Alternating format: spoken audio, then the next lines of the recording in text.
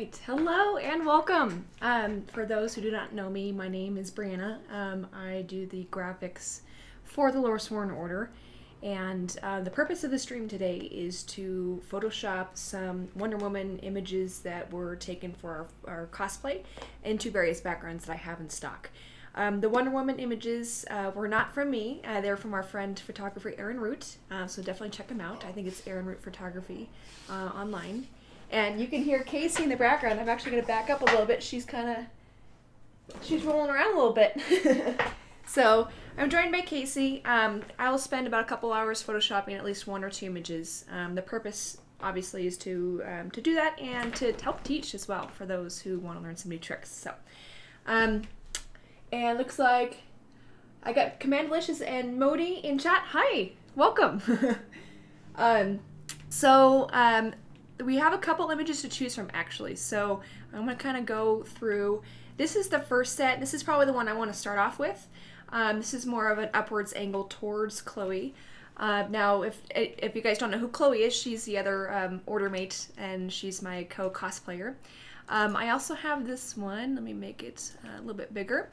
This is taken in Brisbane, California, and that one's going to be a little bit harder to edit in, but it'll work.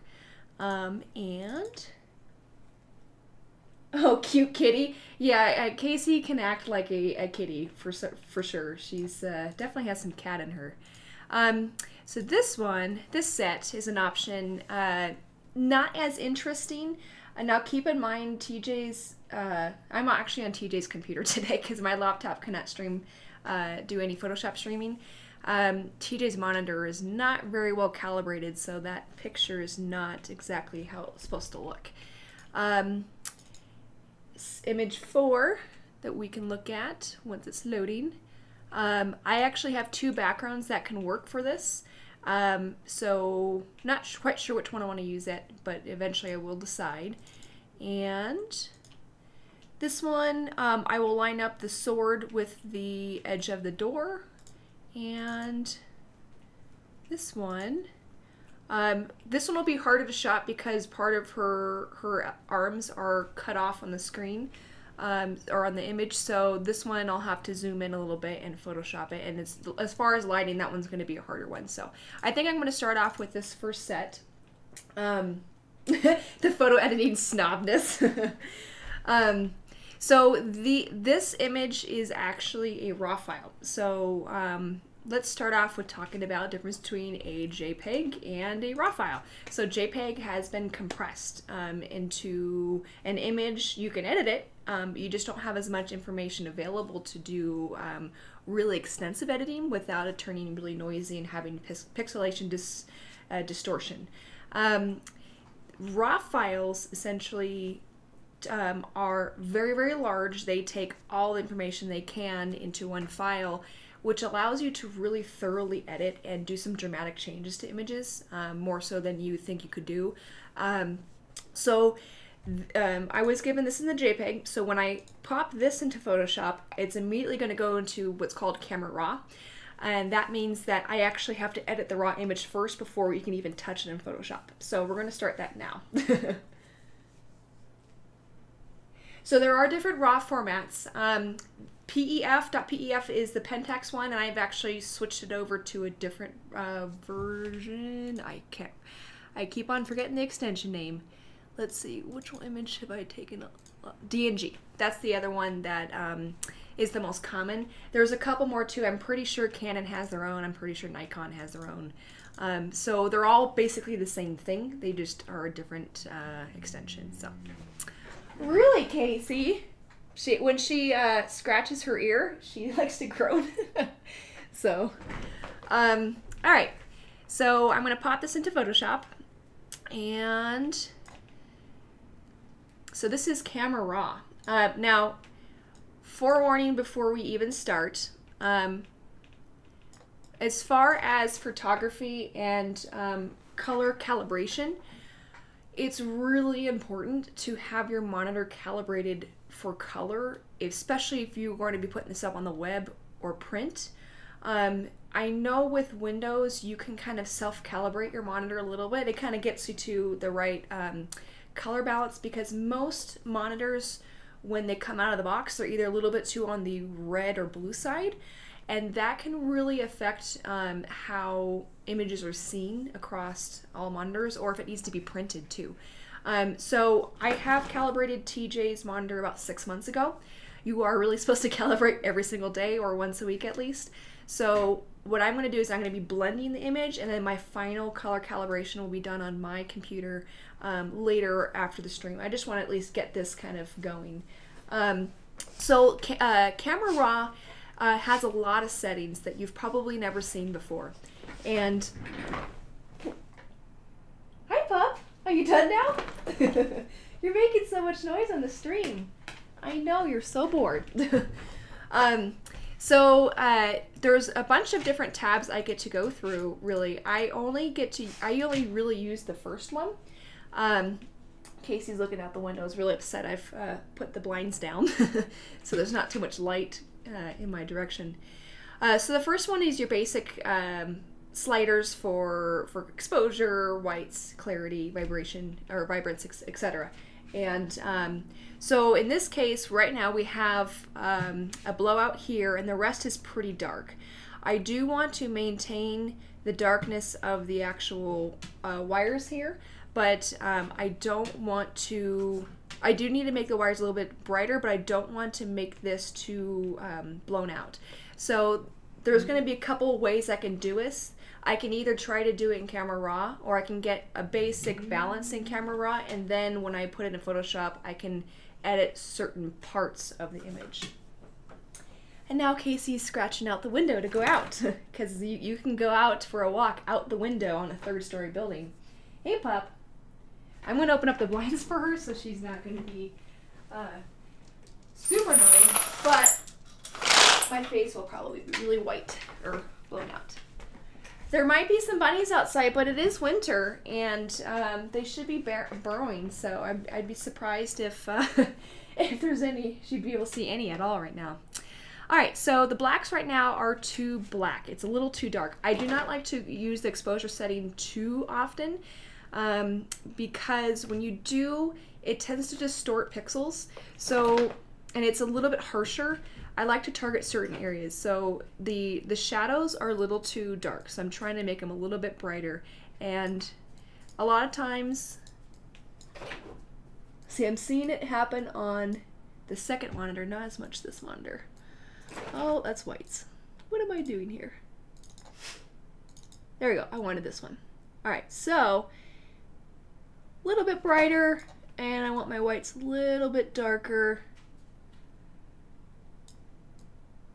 And I'm not adjusting color because I don't know what color is going to look like on a different monitor. And actually, I shouldn't be as aggressive adjusting the blacks and whites too, just in case if this monitor is a little bit darker or lighter.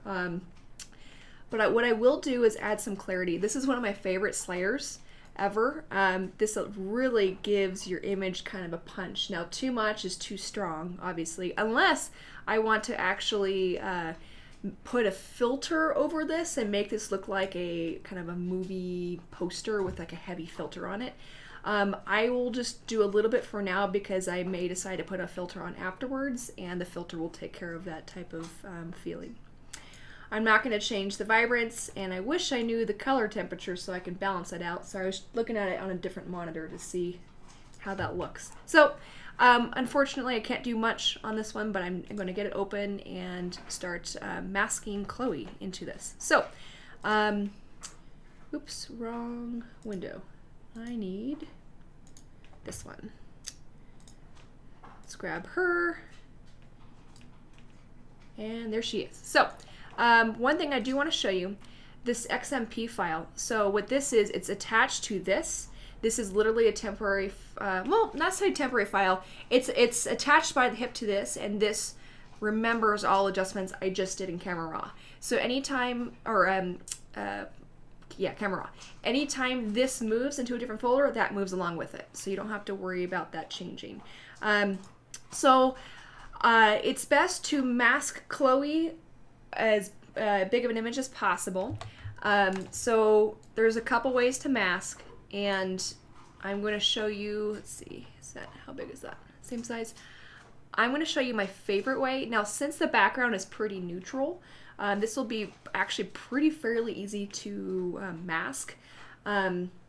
This is actually our wall in our living room. We were able to do a really good photo shoot at, funny enough. So, the masking tool, all these buttons are different shapes, and why? Oh my goodness, the new version of Photoshop has little images to show you what this tool does. That's neat. I apparently need to install the new version. So you have several different types of masking tools. So you have your rectangular marquee, your elliptical marquee that literally just makes a mask, or make a selection in a certain shape. The lasso will allow you to make a selection in, like this one will allow you to just kind of draw whatever line and make a selection, and then it's selected. The Polygon lasso tool is really good for if you're trying to select like square images, and the magnetic one is really interesting too because this one kind of stays a long line. I'm literally just dragging the mouse along her arm right now, and it's actually holding. Now, so there are going to be some points where it can't really actually find where the line is. So you can click and kind of push it along. This works really well when there's a lot of stuff behind here, like if there's a lot of bushes, but her skin is all generally one color. That will be really easy to mask there.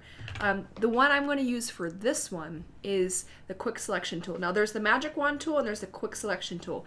The magic wand tool specifically selects one actual color, and then there's a tolerance too. So say you want to select all of this red. Well, as you continue clicking, it only selects a certain amount on the red. Well, you can turn your tolerance up and select more, essentially. So what this does is it kind of selects a certain area, which is really neat. If I know I want to select all of my pure white pixels, I can do that, and it'll actually select all the pure white throughout the entire image, or layer, I should say, depending on what your setting is. But today we are going to do the quick selection tool, and then this one, it's kind of like a brush in a way. Now I'm using the bracket keys to make the wand bigger and smaller. The bigger you go, the more it tends to more pixels it tends to want to select. So I'm just going to kind of drag this a little bit. And, oh, we selected her hand. We didn't want that. So that's the danger of having that. So I'm going to just deselect and make this a little bit smaller. And it may do her hand again. It did. All right. So we're probably going to have to mask out her hand. And so what we can do now is use the magnetic lasso tool. So right now I have selected just the background. So this kind of gray cream color. So right now the selection for this is on just the regular setting. So if you, oops, I didn't want to do that. If this was deselected, this setting here would just make one single selection, and then if you do it again, it will make a new selection. I want to add to the selection. So essentially, with this button, it'll allow me to add on this hand. Now, if I were to do the remove selection, essentially what this does is it actually removes, whoop, I wanted to end that. There we go. It actually removes some of that selection. So we just want to add on to it. Hey Manson, welcome. So for those who are joining, we are photoshopping Chloe into, and I'll show you the background in just a moment, into some images I have taken. I have a lot of stock landscape images, especially like industrial areas. I did a lot of photography in San Francisco in some of the grungier parts. Oh, I have it on the wrong one. See? The dangers of not paying attention and talking while you're doing this. So we're going to do this again. And I'm going to concentrate on this. Now, it doesn't have to be perfect because we are going to be doing something really neat and we're going to be using the select and mask button. On older versions of Photoshop, it's called, starts with an R. It's at the top when you have a masking tool or a selection tool. I forget what it's called. So, so let's go ahead and do her other hand. Now the reason why that selection tool did not pick up her hands is because her hands are about the same brightness level as the background and similar color, so it probably could not tell the difference. Alright, so we pretty much have the background selected. I'm not going to worry about the hair because that's what our fun little trick thingy is. So for those who just refine edge, thank you, Command Delicious. Alright, so I usually work more zoomed in, and actually I probably should zoom in a little bit more on this and properly. I need to add the selection. This is where I get confused. Oh, Xmp.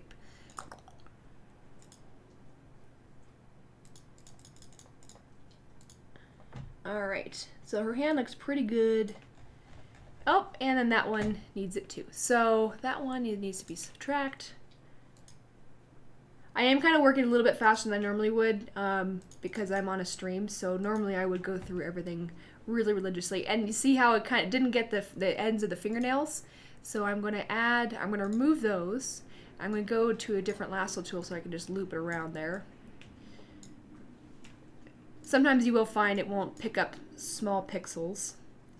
And all right, I'm going to fix that one. So that's going to be add to the selection. And I've gotten really good at doing the lasso by hand, especially with a mouse and on a trackpad. So someday I will get a Wacom tablet and not have to worry about that as much. All right, so for those who just joined and want to see the background, I'm going to be morphing Chloe into that background there. We're just taking various random landscape shots and kind of making a portfolio out of it, essentially. So, so the Refine Edge tool, or what's the new called Select and Mask. Oops, I did not want to do that. I did. This is just showing up in a different way. I'm used to it to be in a window. Okay, so we need to actually select the inverse because right now we have selected just the background, so I forgot to invert it. So on PC commands, it's Shift-Control-I, and that will select the exact inverse. So now select a mask is going to do a couple things. It's going to be able to read what's around it and be able to take out some of these the background between her hair. Now, bear with me, they've changed the names of some of these buttons. Hey pup! You're being really loud right now. For those who have joined, also, Casey's in the background grooming herself very loud and was whining earlier. So this is what I want. This is the edge detection. I know this says smart radius. So I'm going to turn that on, and a lot of what I do in this is actually play with, oh, TJ's computer's having a hard time catching up. It's just play with the settings. Now this is supposed to take that out, at least on my computer. Yeah, it's starting to do it a little bit. I may have to manually go in and work on some of that, and I really don't want to do that.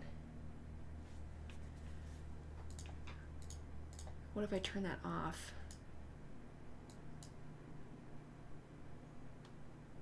It's doing some of it. Now keep in mind when I do that, it's not getting her arms as well, but it's getting her hair perfectly. So that means I may have to mask this separately, her head separately, and then her body separately. Grr. I don't like this.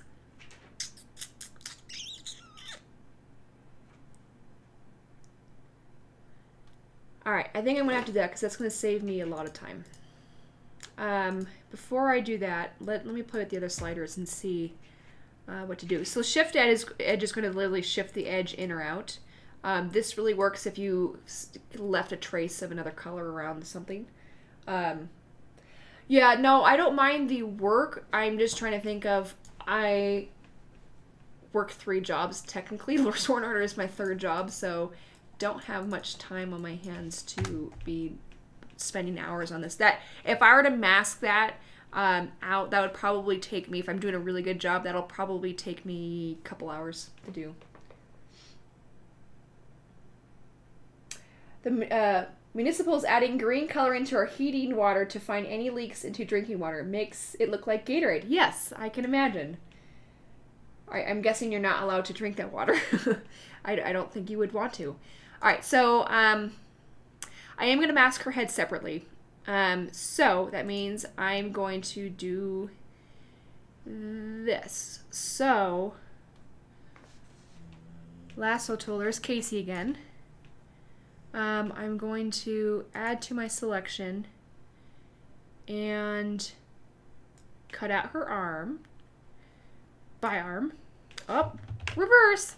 This is my dyslexia, or whatever you would call it with masking. Take out this.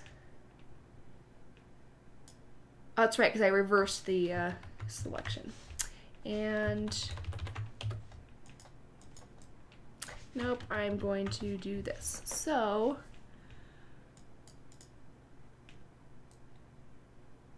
I'm just kind of hand doing this right now just to get that edge going, and then I can do this here by hand. Okay, so try again.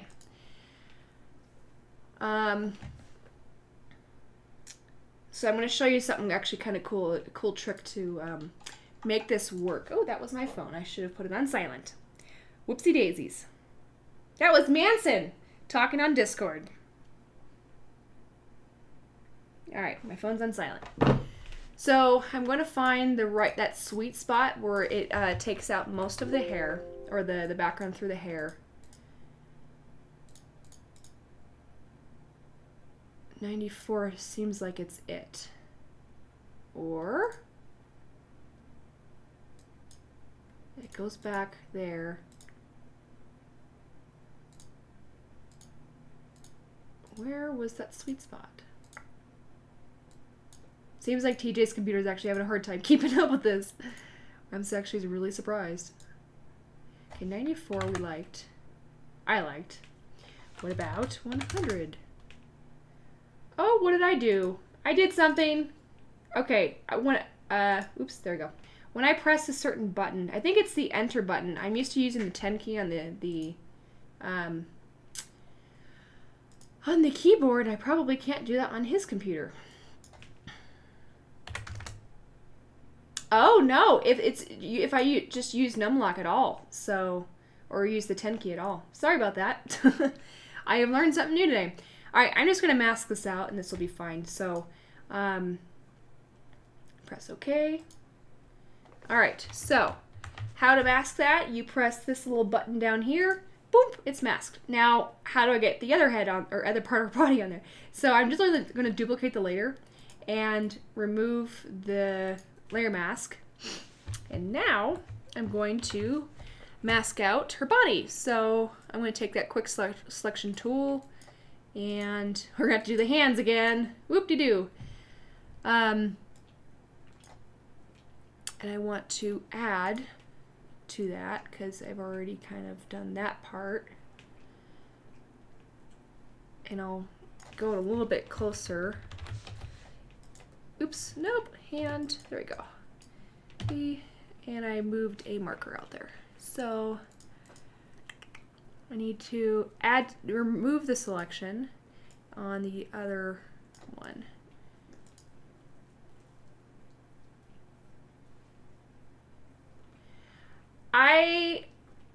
I cannot figure out how to copy masks. Honestly, that's one of the few things. It's like, I've tried so many times to figure that out and failed that I'm just going to do it the way I know it works. So, but that is a way to do it. Keep in mind, there is like 10 ways to do almost everything in Photoshop, so I just kind of do with what I'm comfortable with and what I know works. and when I know how long it takes to, so.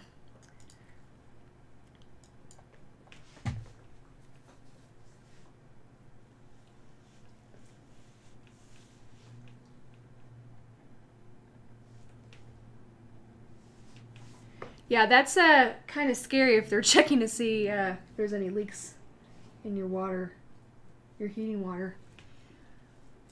Water damage is never fun. So I need to remove selection.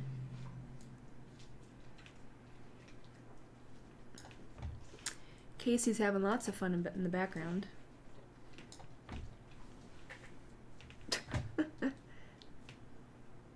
She went on a long walk today, so I was hoping she'd be tired out, but apparently not. Remove selection there. Nope, wrong one.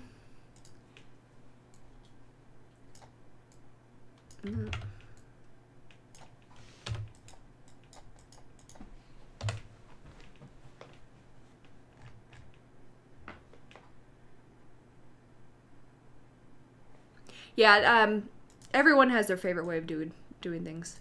So we are going to remove selection. I can do that with a magnetic one. So I hope all you guys are doing well. Wasn't sure how many people would be on today because today is a really common day for Halloween parties because Halloween's fallen on a Tuesday for us. So not quite sure, wasn't quite sure who would be on. I'm actually supposed to go to one tonight, but I am doing lift tonight, and I can't do that. Alright, so I'm going to move this. So this, if you ever need guidelines in the move tool, which is V, you can press down on the ruler and move over the guidelines. So. Yeah, I was wondering how much Halloween's actually popular in Europe. I don't think it is, but I'm pretty sure it's starting to grow, as I've heard. So, hey, Pup, you can't go outside the window. You'd fall 3 stories. I'm sorry. I'm sorry it's not a door to go out. All right. I'm just going to go from there. So let's go ahead and refine that. Oops, I need to select inverse. So Shift-Control-I on PC. And that looks pretty good, actually, on there. So, and you can kind of tell right there that her skin is not showing through, but I can fix that very easily. So,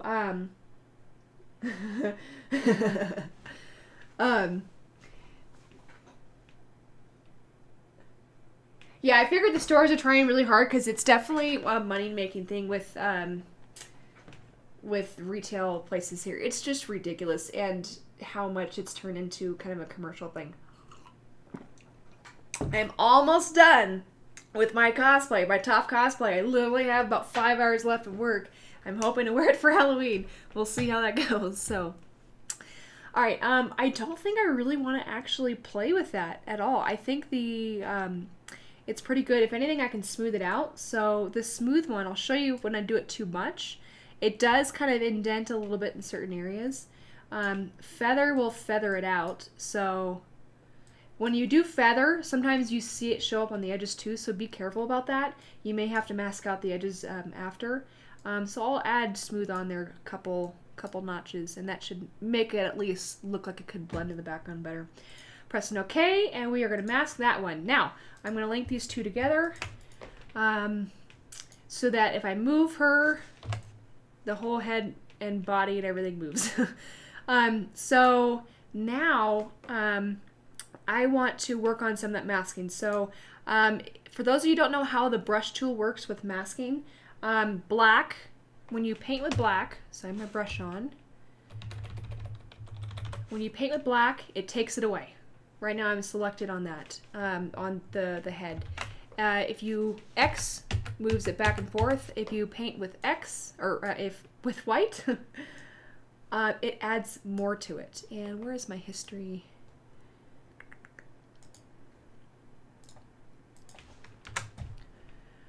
So we just want to add in certain areas. So I am going to make it black. Oops, nope.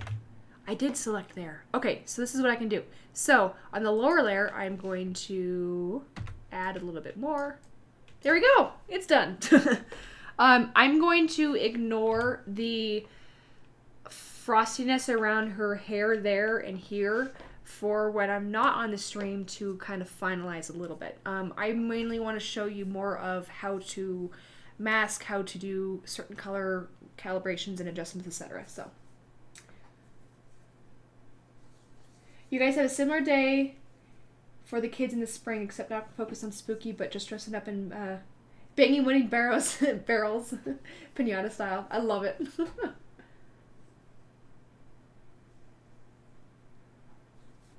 Oh. All right. So I'm going to put this in a folder. That way, if I make any specific adjustments to if I need to make specific adjustments to her, I would literally just do this. And if you press Alt, I don't know what key would be in PC or Mac, this specifically will adjust to this group and not all the layers below it. So that was an example of why I put things into a group. So let's go ahead and actually, do I want to convert her to a smart object? I do, because I am going to be resizing her consistently. So I will do that. So if I'm really hesitant about doing that, I can duplicate this group by grabbing it, dragging it on top of this icon, and it duplicates it. I'm going to turn that one off, and therefore I can just convert this one to a smart object, which allows you to resize constantly without having to worry about pixel loss. So now it's to figure out how big we want to make her and what angle. So I definitely want to tilt her a little bit. And we have to make sure that the bottom of the image is not cropped off either. And I haven't really decided. This was the closest one we can find to that works for this image here. So I may decide on using this a different image here. But that kind of frames her in. Do we want to frame her in? Do we want to let the light show a little bit? We can also make her smaller and then make this more, make the background look a little bit bigger essentially. Let's see. I don't know. What do you guys think? I know. I was thinking of the rule of thirds rule. So if we're to do that, she'd be over here. You can't see her hand. Do that, she'd be over here, and you just can't see the light, which I think adds more drama to it. But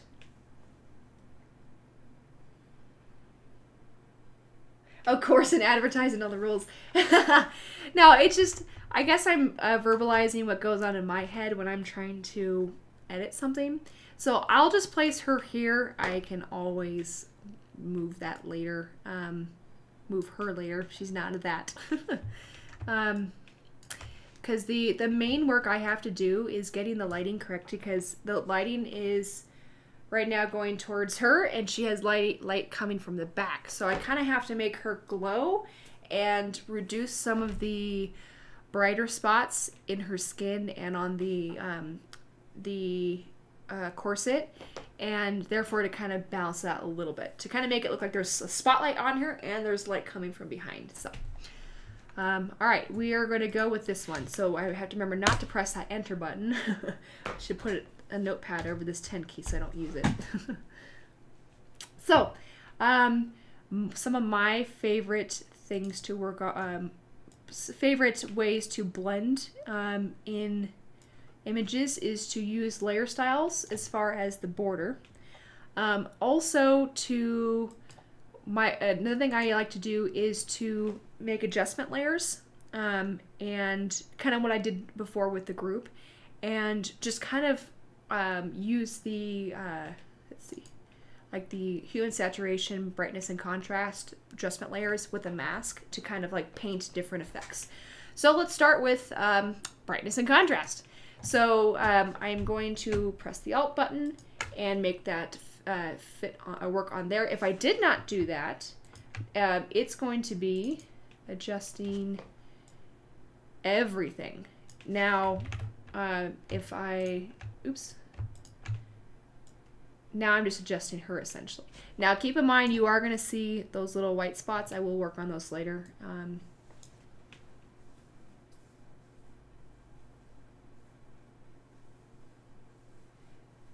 You're lazy when it comes to blending layers.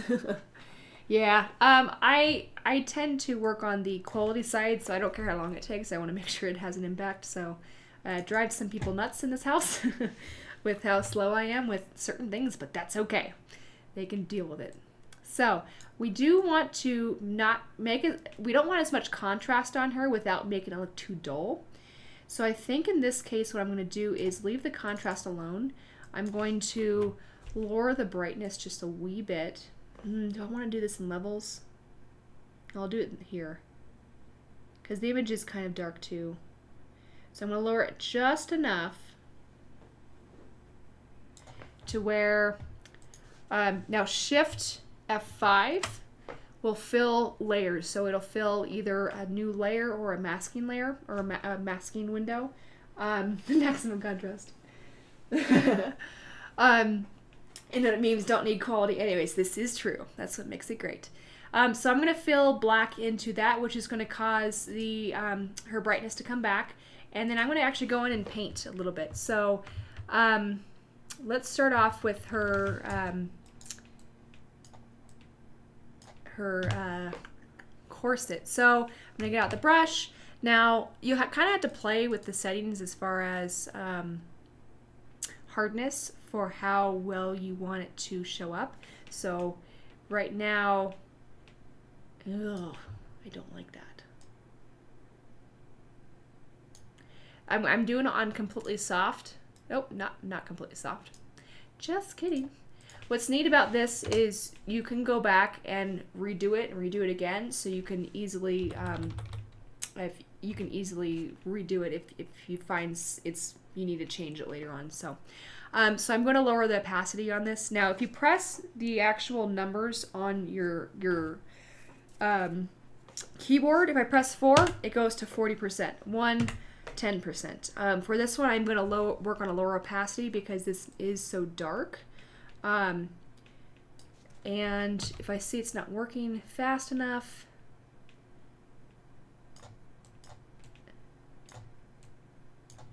so I think I might be right where I'm actually doing this. It is getting a little bit darker, and it's probably at its maximum darkness.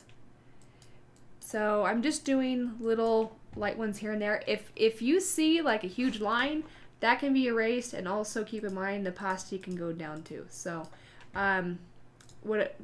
this method allows for a lot of ability to kind of go back and fix things too. So as far as her neck, her skin is too bright. So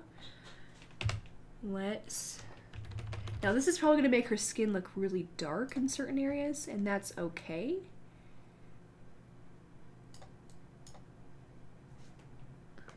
And so I know I'm going over her Wonder Woman corset right now, but if I were to want to not put darkness on there, I like to kind of go over on the edge, reverse that, and then come back with the opposite brush. Now this method is causing her skin to be not as like the correct color. So that's okay. We can alter that a little bit later too. So that needs to be 20% for her chin. Okay, so to show you the difference, what that does. So that does help make it not so much as a spotlight on her skin, because we are trying to make it seem like this blends in. I will have to add a filter on this to make these two layers fully look like they work together. So I'm going to kind of add a grungy action hero type of filter on top of it. So let me show you versus exposure. Now the reason why I do brightness and contrast versus exposure is because if I want to be able to change the contrast too, I have that ability as well. That allows me to use both. I really don't like using exposure, only for subtle hints of brightness on the overall image, but exposure would work for sure. Brightness also does that too, but it plays more with the whites, and that's why I kind of went with that. So the legacy one right here, so I always press that and see how that works. Now obviously legacy is not going to work in that case because that looks pretty ugly. So there are some times where the legacy option does really fit. That was -43. Okay, so now I am going to tilt her a little bit because I don't think the angle this way is correct. So I'm going to go to Edit, Transform, and I believe it's Perspective. Control Z.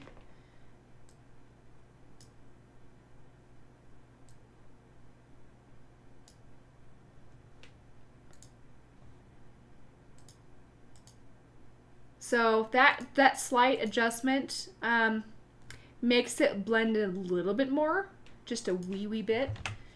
And I'm also going to tilt her slightly that way. I'm trying to follow some of these lines here with her arm. So, all right, now,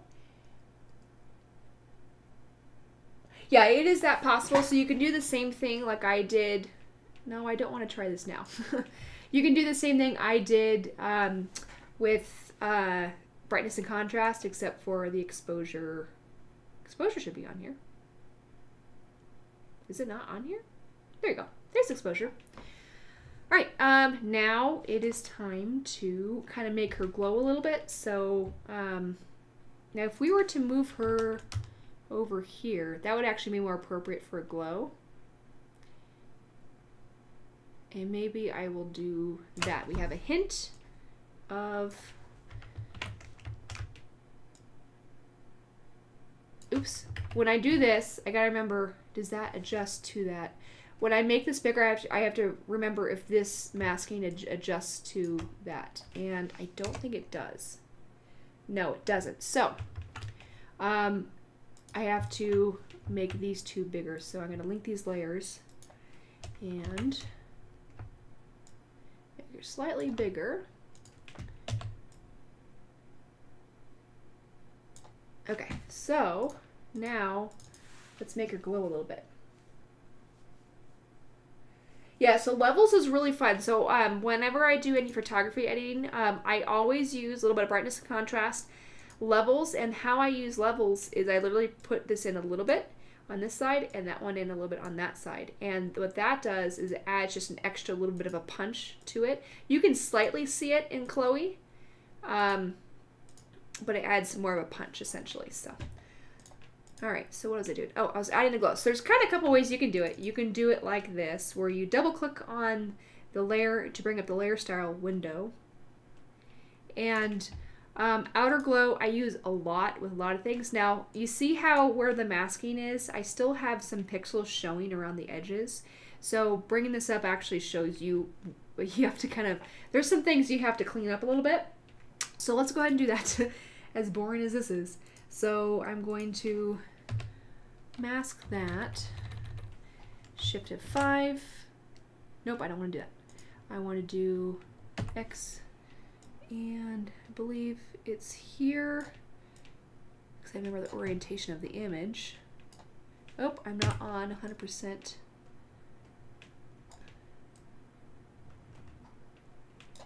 All right, so, and then I can't really get her hair, so I'll fix that later. So, yeah, there's two ways you can do outer glow. This way, which, oh, I missed some spots, but just for the sake of showing you,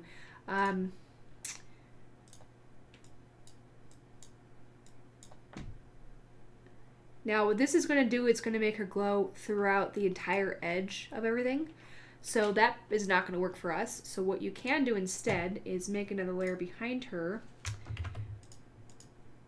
And I like to do Shift F5 to add a color of choice. And you can always change this color, and I'll show you why. I'm probably going to do something on the yellow side. So as far as color balance, there's a lot of blue in this. Now the complementary color to blue is yellow and orange, mostly yellow. So I am going to make kind of a glow with a light yellow. And so that creates that all yellow. And so now I'm going to add a mask, Shift F5, and we're going to go black. And now I'm going to use the gradient tool, my favorite. They've changed these symbols, so bear with me. I think it's behind here, yeah. Turn this on to a circular gradation, and let's see how this looks. What did that do? That did nothing because it is on black. So we are going to press X to make it white, and I'm cool with it transitioning off. So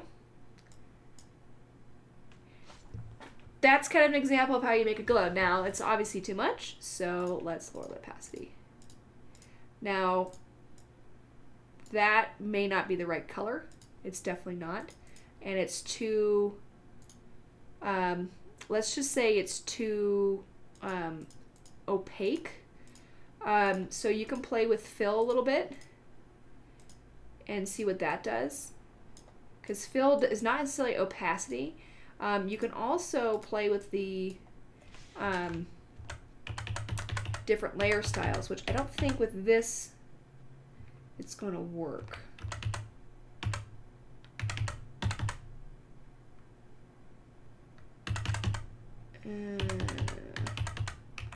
This might be a little bit harder to blend than I thought.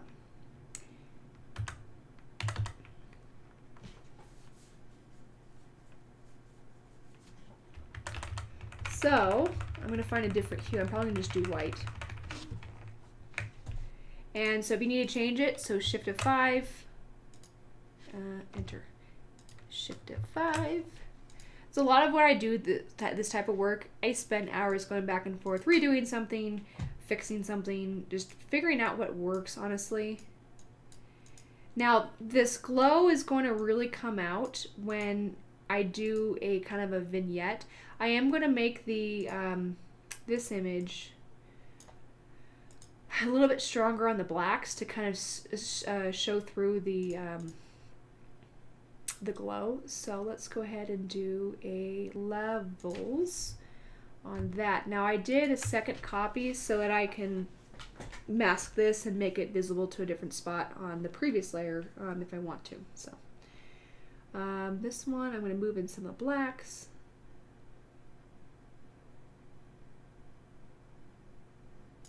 There we go, and let's get this opacity back up a little bit.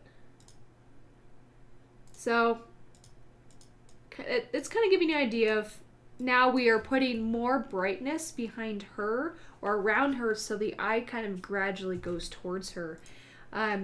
So I am going to add a vignette right now, or I am going to add a vignette now and kind of show you the overall effect, and then I will probably later on add a, I'm going to add a filter on top. I'm going to Photoshop this and fix that. I'm also going to fix that later too. So I'm going to add the vignette now. So the way I like to do vignette is, guess what? You can probably guess what this is. The same thing as I did here. So Shift F5, we're going to add black, and then add a mask, Shift F5, white, and oops, I do want black, duh. All right, so now get out the big brush. And then the last thing I'll probably do is add more shadows on the left side of her, right side if she's thinking about her own arm. So I need to be in the white brush, and I want hardness as 0. So this is going to be a little bit on the dramatic side, but this is how you kind of lower the opacity to kind of make it work. And I'm going to do a little bit there, and if you kind of go on the outer edge, it does kind of add a little bit more to it. Now that's a little bit hard on this line. I am going to go back a little bit. What's nice about using it, this method is it allows you to kind of do exactly this and kind of adjust it. And then what I like to do is lower the opacity and kind of work on that line a little bit. So I am going to remove some of it. Oh, that's too much. So I'm going to trying to make it a little bit softer. So now let's lower that opacity.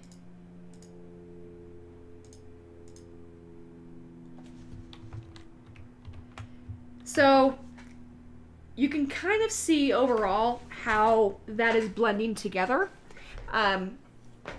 It's getting close. It's not quite there yet. So this will take another, technically a couple hours to actually get this to work. So I was going to add more shadows on her. That's what it was. So let's go ahead and organize the files here. Now, if you want to, fun fact, if you need to actually make this an actual layer and not a locked background layer, right click on this and say layer from background. And now it's its own layer. So I like to organize everything as I go. So this is going to be background. Oop, nope. And then this group 1, that is the old image of Chloe. I'm saving just in case I need to go back because I made this a smart object. And then this needs to be, that's the vignette, if that's spelled properly. And this is Chloe. So that is the glow. Okay, so now we have them organized. So now I get to do more burning on top of her. So you can technically do the burn tool, which is over here. This makes her darker. However, she's a smart object. So naming layers is not heresy. What are you talking about? Just wait until you have a very complicated like collage image and you have like 50 layers. It's very hard to figure out what's going on. Now that Chloe is done winding up the window, I'm going to close this window just a little bit. It's a little too bright for my one right eye. And so let's go ahead and add some more dramatic shadows on her. Right now, she's a little bit too lit up. So guess how I do this? Brightness and contrast. Oh, I was gonna say, yeah, she's a smart object. So if I were to try to use the burn tool on top of her, it will not let you do it. You have to rasterize it in order to be able to do that. So I don't want to rasterize it yet. So that's why I have ended up going into the habit of using this method essentially. I know, she's a smart object. I feel really bad naming her as such. Now I know why TJ's constantly shifting around. This chair is awful. So let's make her darker. I don't want to do the layer mask. And I don't want to lose color too. So that's going to lose some color. So actually what I'm going to do instead is delete layer. I'm going to do hue and saturation. So this will allow me to make it darker, but also make it so that I'm not losing certain colors. So this allows you to target certain colors too. So if you want to target, oops, I did not want to do that. Control Z. No, fine, 0. If you want to target the red and make it a different color, or all the reds in there, or yeah, that would be an interesting color combination for sure. You can do that with this as well. So that's what's neat about it. So I'm going to go to the master, which does all of the colors. Disco! And I am going to make her darker.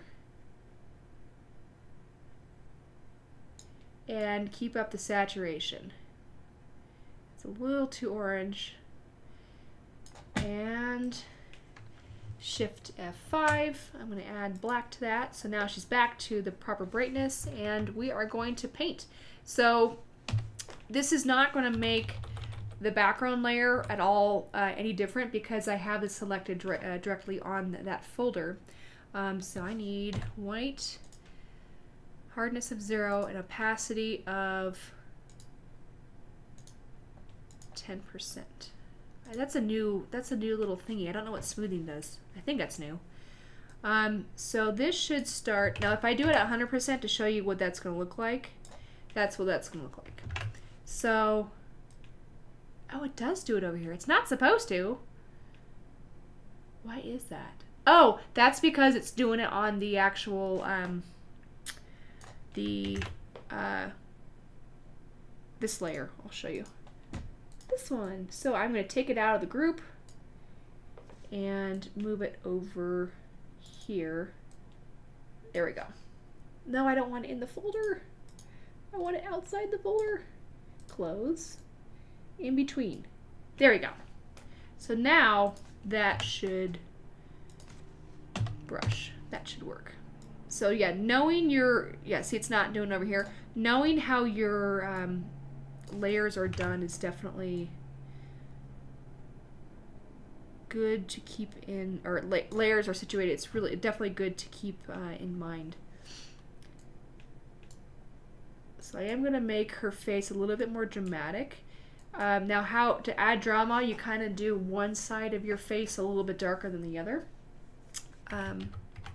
So far already, that's what's happening. Now on my screen, it looks a little too grungy as far as the shadow, so I will adjust the color a little bit on that. Now I don't want to be making the hair darker because when you do, you can't really see the different the texture of her hair. So I am going to remove it off of that. So X,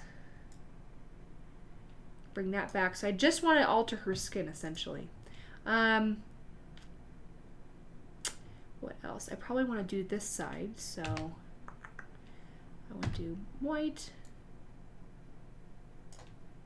Do that a little bit more. And that should be brighter underneath her arm because the light should be coming from right there. And her hand needs to be brighter too.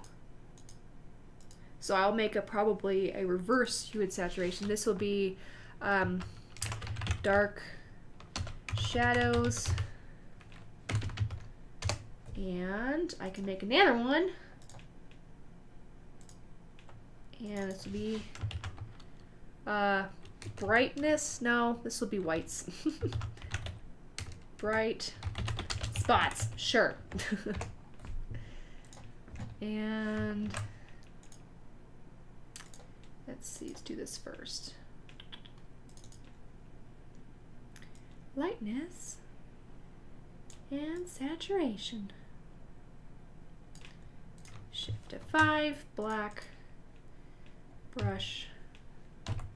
So this needs to be a little bit brighter.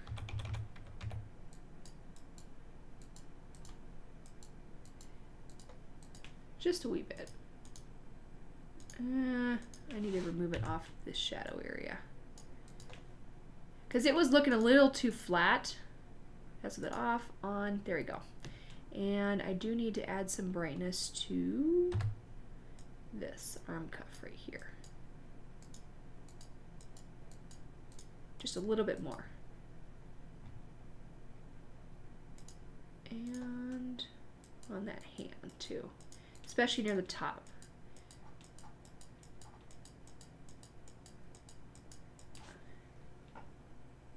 Hi Mopey1965, welcome. For those who have joined chat, I am making with Casey in the background. You can't see her.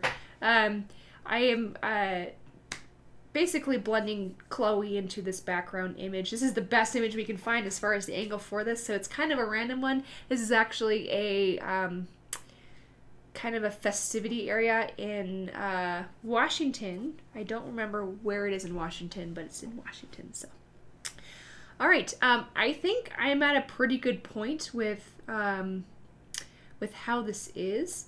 Let me show you a before and after, because this is going to take about 4 more hours of fine tuning on my monitor, because I have to be able to see the proper colors too, so we can move on to another one and at least have a chance to see something new instead of this one. So I am going to save it, and I like to do it like this. So naming your files properly is really important, and that way you can have some organization as you are accruing more and more files.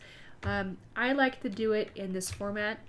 So I kind of, in retail, if you think about it, in retail, you have all these different categories of things. Like a hardware store, you have lawn and garden, you have plumbing and whatnot. So I start off with the category, and it gets finer details as it goes along. So this is going to be laboratory, cosplay, Wonder Woman. Let's just say photo shoot, and this is number 1. And I always save the TIFF, and I always use TIFFs and not PSDs. I know Command Delicious, I've called you out on this before. So the reason why I do this is because TIFFs tend to will last forever. Photoshop can read that format no matter what. PSDs do get old, so if you have an old PSD from 5-10 years ago, it may not work on new Photoshop. So that's why I always use TIFFs, especially if you have an image you want to be able to work on 10 years down the road. So, oh, you use TIFFs now? Yay! Did I convert you? I hope I did. That'd be awesome. So, all right, so save that. Now, if I were to actually be ready to print this, I would be doing a couple things. So say this is all ready to go, the color calibration is right. You need to be able to actually sharpen this, because if you were to print this out, it's going to look soft and slightly fuzzy. So a way to do that is, and I don't have my hotkeys because I'm on someone else's computer, I like to just flatten the image. So where's flatten? I don't have my quick keys. Image, flatten.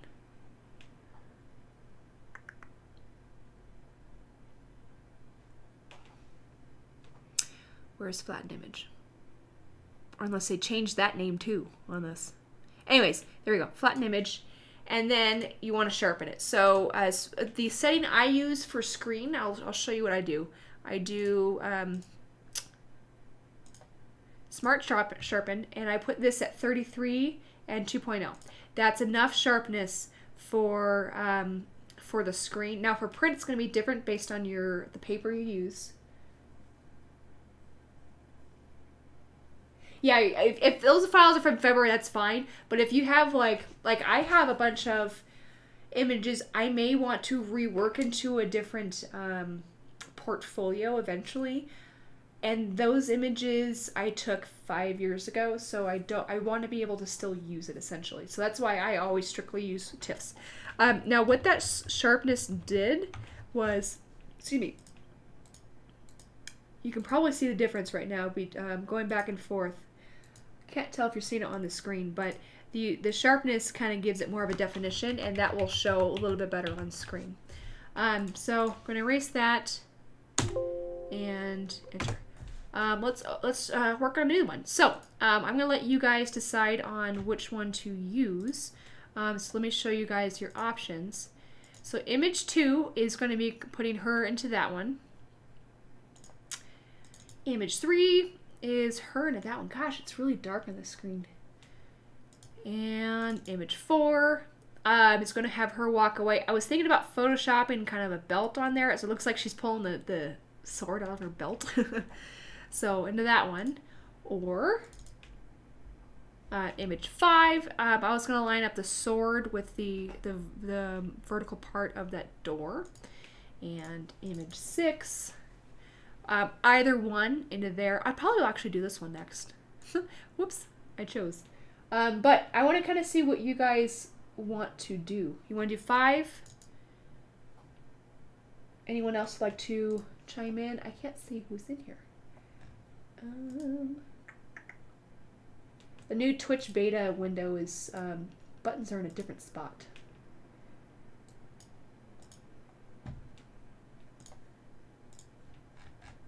Okay, let's do 5. So I'm going to, this one is a raw file, so it does have the problem of so Commandalicious is right. This one does have the problem of having her arm cut off. I can easily fix that, but literally the entire background is going to be covered by her, essentially. There was not another image I could use for that, unfortunately, so let's do number 5. So I'm going to pull this over into Photoshop, and we're in Camera Raw. This is a little too flat, for sure. The shadows are a little too across the board. The histogram is mostly on the dark side. So how the histogram works is anything on the right hand side is brighter, anything on the left hand side is darker. So you can see all the color channels where they lie on the scale. So on this, I like this feature, being able to touch only the shadows. This is why using raw files really is helpful. So I am going to brighten it up a little bit. I am going to expose it. I've actually used an exposure. This is probably the most I ever use it. And I do want to make some sort of contrast a little bit. It is going to make, so what contrast does is it makes your darks darker, your lights lighter. Yeah, that door is beyond repair. So this is this image is taken, you got your Golden Gate Bridge in California. At the base of the bridge, where it meets the city, where you're trying to go north on Golden Gate, that's where some of the other images that you saw in these choices come from. This is on the other side of the bridge where it hits the little island before it goes on to the other part of the bridge and whatnot. So this is the little island thingy that has kind of a bunker, I think, if I remember correctly. So, so I am going to add some contrast, and I love this clarity slider because it really brings it out. And I don't mind being heavy on this because I am going to add a filter on it, and I do want it to look grungy. I'm not going to touch. I'm not going to touch the saturation just yet because I am going to do those final adjustments on my screen, so that because my monitor is properly calibrated, TJ's is not. So, all right, I am going to pull this file in. Now this is a JPEG, so I don't have to use Camera Raw at all. All right, yay, masking. So, if I want to line something up, I lower the opacity of something, and that's how I kind of figure out the angle. And all right, so now let's go ahead and I might keep it slightly angled. I may tilt it back to where it's completely vertical for everything, so we will decide on that later. Let's go ahead and mask. I'm going to use the quick selection tool. Usually it's the fastest for something with the background as smooth as this. Much easier this time, except it took her arms away. So let's go add the arms back.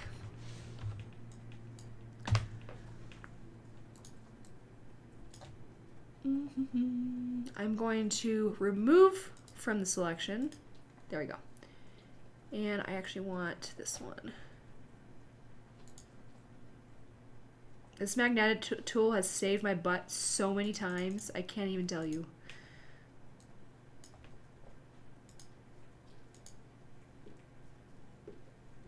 Hey pup, you're grooming yourself again in the background very loud. Always when we're recording. Never when we're not recording. Does that ever happen? That is our dog for you.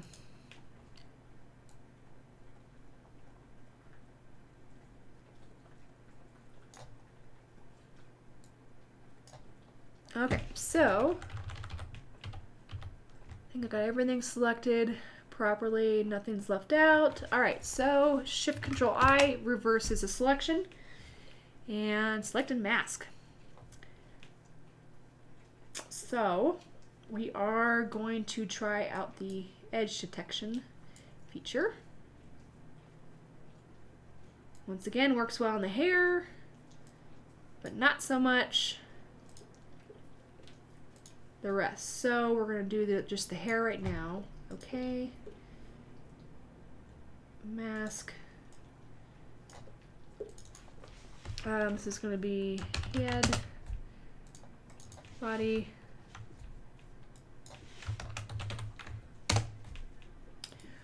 remove selection. Actually, I want to show you a neat trick. So, if you ever want to save the selection, let's do this.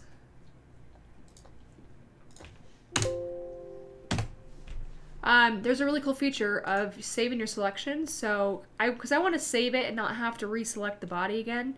So you go into select, save selection, and you can just name it to whatever you want. So I'm just going to say main body selection.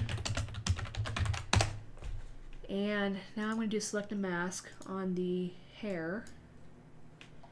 Okay. Mask. And I'll fix the border later.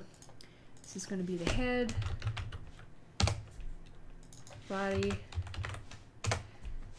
remove the layer mask, select load selection, and then you can select that. Lasso tool, I want to remove from selection the hair. I do need to add her shoulders back in because that edge detection will make it a little bit too soft. I need to add to selection, so I'm going to do this. No, add.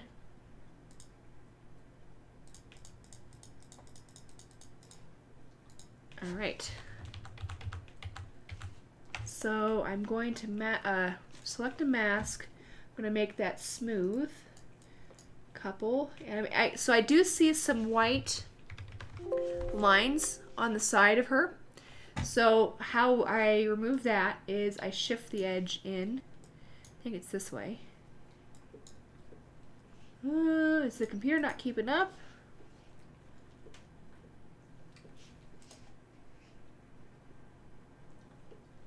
Alright. Go all the way. Come on, computer. I'm actually making TJ's computer go slow. That is amazing. Alright. You still have kind of a little bit of border. I can't really move it. I think it's the smooth feature. Is it? Apparently not. Alright. Oh well. Alright, so mask that. Now, those are masked. I do have to remove that border. So that's from using the Smart Radius, and that's on this one. Brush. Just in case. Oh, I have ghosting. So that white line there, that was ghosting from this. So, let me go ahead and remove most of the selection. Now, you can watch me painting it on here, actually, as it goes. So I'm just literally going to remove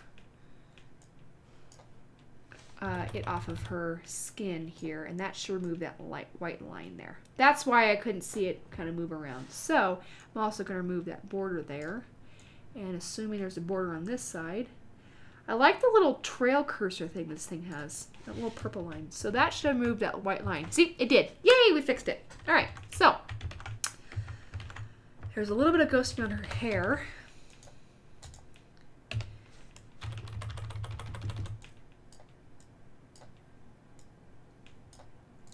And I'll work on that a little bit later, kind of blend it in more. But for time's sake, I'll continue. So I'm going to make these into a group. That is Chloe. And, oh, these need to be a smart object again. Oh, they are already a smart object. Cool. So these two need to link together. And now let's adjust her. So question is, do we want, how big do we want her in this backdrop? And we do probably need to rotate this a little bit. So let's make her smaller.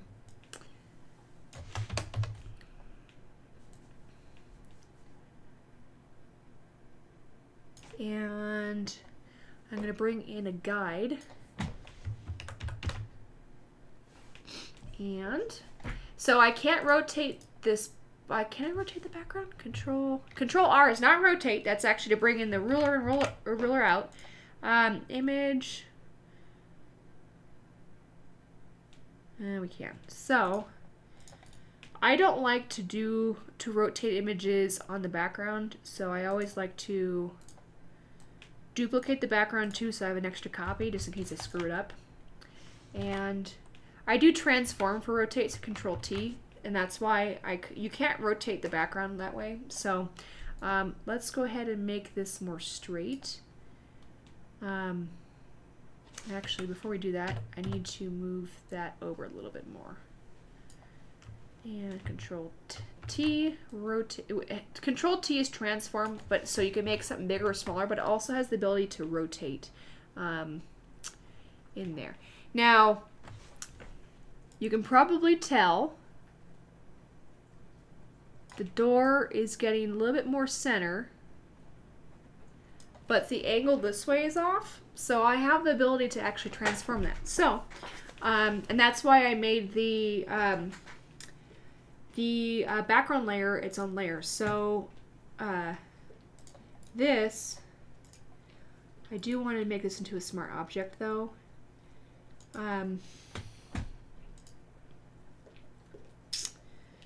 So if you go into image and do any adjustments on here, so like image rotation, it does the entire thing. If you go under the edit column and under transform, it specifically does just that one layer too. So perspective, so I need to adjust that down just a wee bit, or up.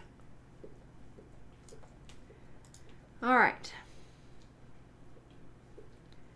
So let's make her full brightness again. So this image worked out great together because not only are the shadows kind of coming from the right direction, that will actually be very helpful when it comes time to blend. So I'm going to basically do the same thing over again. Now let's figure out how big to make her. Now if you need to hide your guides if they're being really annoying, actually this needs to go a little bit more. This is where my perfectionist comes in. Perfectionism. There we go.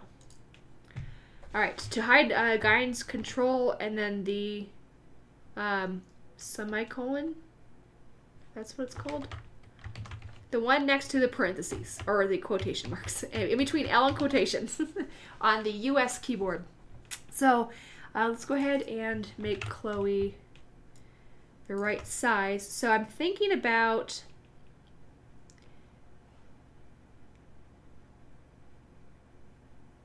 putting her there and then cropping it a little bit. And I'm going to, so C is crop.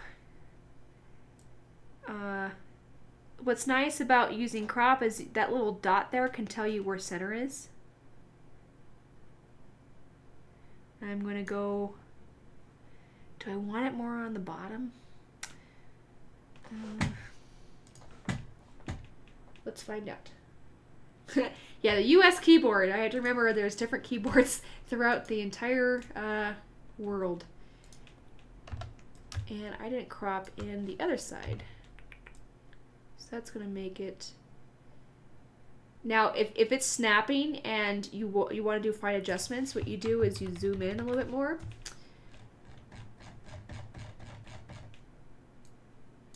And then you can do finer adjustments.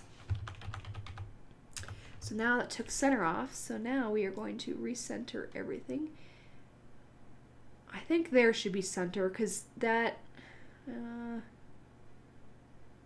even though her sword's slightly at an angle, her elbows are about the same distance there, I think that's okay. I still want to pull it out just a hair, because it just feels like it balances better. Sometimes just having it pure dead in the center of something doesn't always look quite the right placement for it. So, oh, and the top too.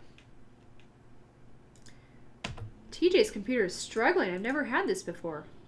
C for crop. There we go. And I'm going to start off with the top being dark. That's why I'm cropping it there, so that it causes your eyes to push down a little bit. I guess the new crop tool, you have to press the actual tool and not press C. Interesting. The new adjustments to the new version of Photoshop. This is why I refuse to install the new one, is I don't want to relearn all of it. Alright, so there, that's a little bit better. Alright, so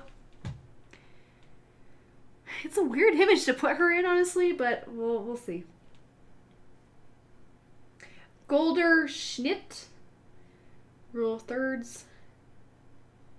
Yeah, for this image, I think I want it to be more centered. So we're going to raise Chloe up a little bit higher. Oh, I cropped her, huh? Crap. No, I didn't. Because those pixels are still there. Oh, I know what happened. So because I cropped it. Oh, this sucks. I gotta do this. So because I cropped it, it actually cropped the masking part. So move her up higher. Try this again. That's where I had it, right about there. Sure.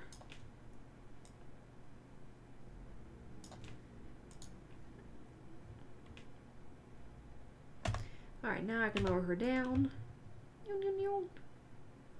Alright, that looks a little bit better as far as, well, I should probably rule of thirds. Yes, Command Delicious, I'm listening to you about rule of thirds right now. But see, I just don't want to block off that the detail of that. That's why I think it's kind of valuable. It might just end up being a tall image. We'll see. All right, let's blend her in. So,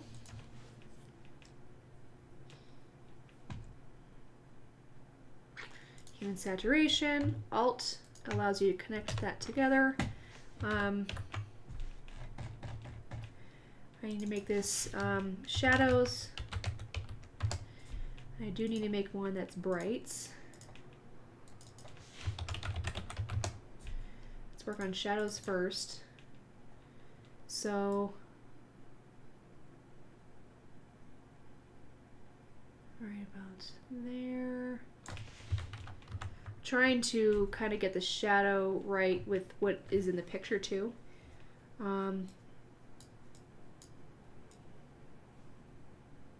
Alright, so now let's hide that entire thing and paint. Control plus and minus helps you zoom in and out.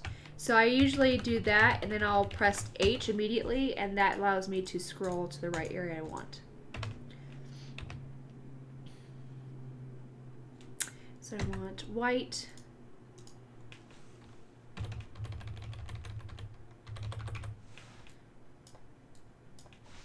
Actually, I'm going to look outwards a little bit more to see what that looks like.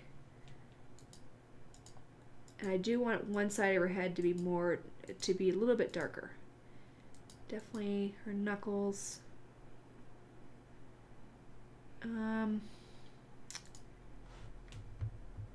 This is at 100%. That's why. Okay. I'm going to remove all that and do 20% and do gradual increases here.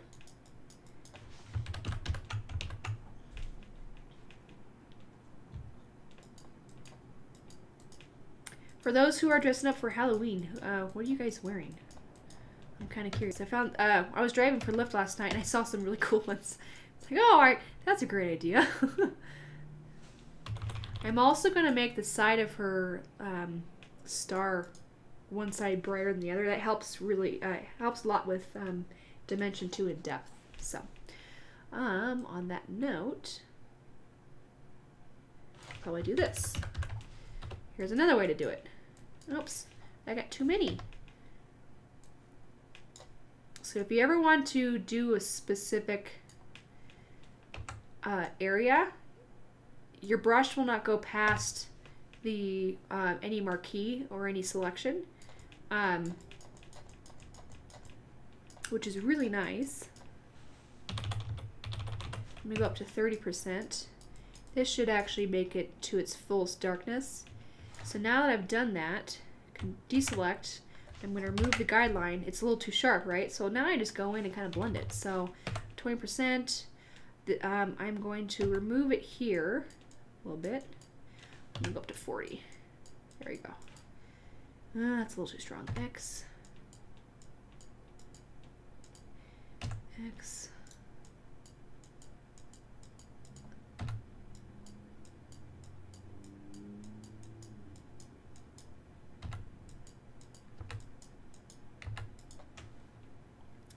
And all right, so far what we have is that's what that looks like. So we got to add the bright parts too soon, but I still got to work on the corset.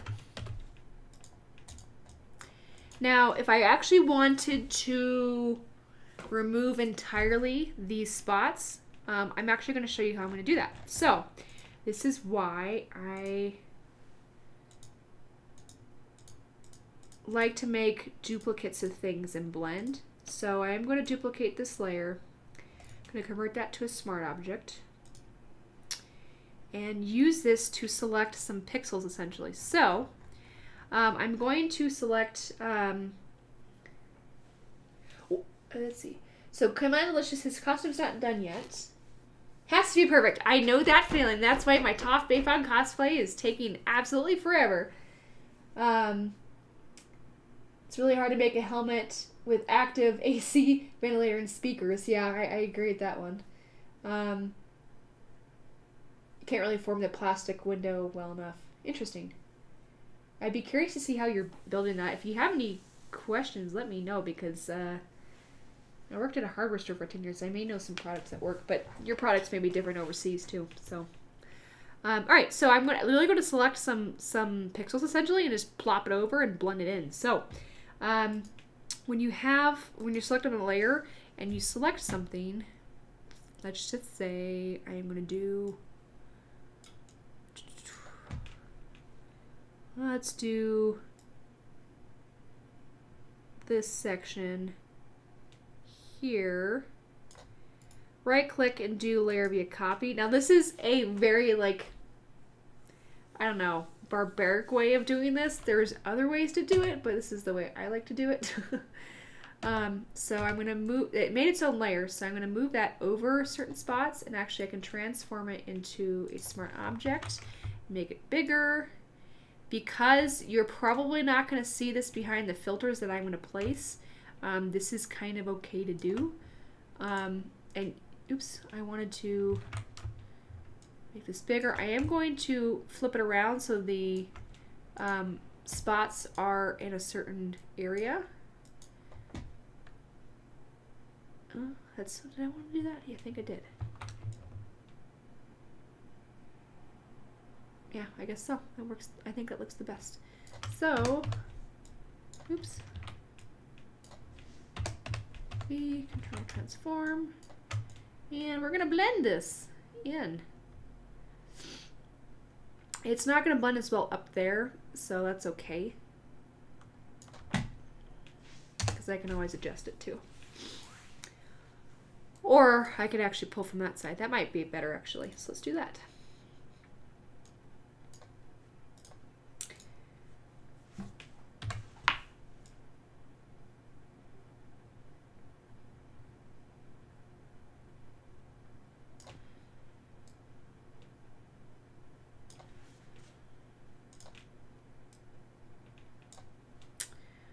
right click, layer via copy, makes its own new layer, move it over. See, the reason why I didn't want to do the darker one is because it's lighter down there, but I can always adjust this too. Oops, I want to do Smart Object. Anytime you are making something bigger or smaller, I always like to use a Smart Object so that I don't have any issues with pixel deformation. Alright, so let's mask this one. Turn that off. And I'm going to do a magnetic lasso tool on a layer.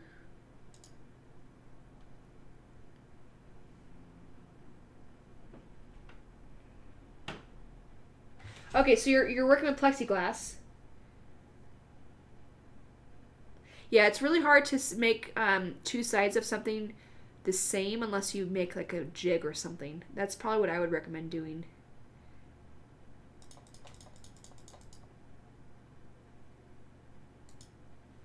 Oops, I should have done this. So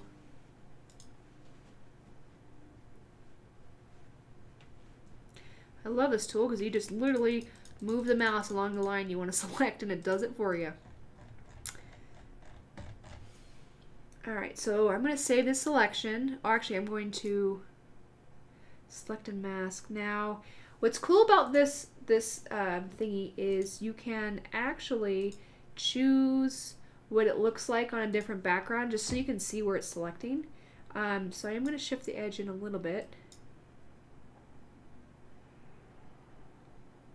Make it smooth.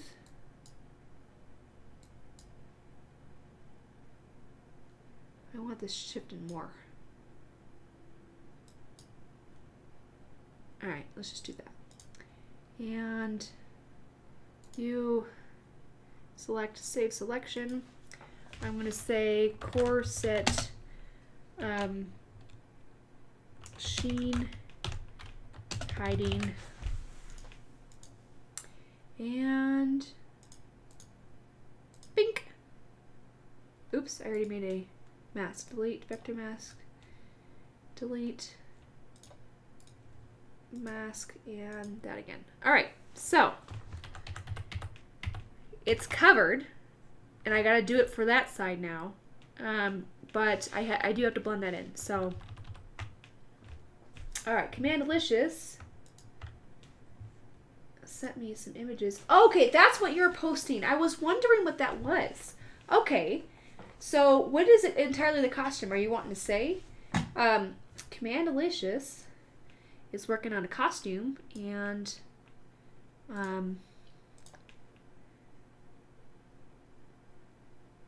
ooh, that's some tricky stuff there on what you're doing. I know exactly what you're doing, and you're so what exactly is this as far as the costume?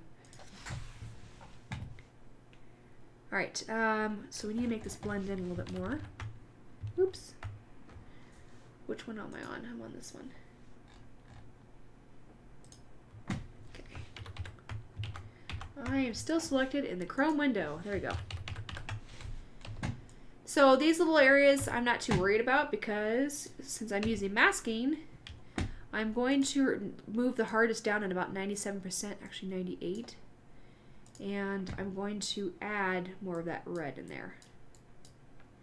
And it's a little too soft still. It almost needs to be 99%.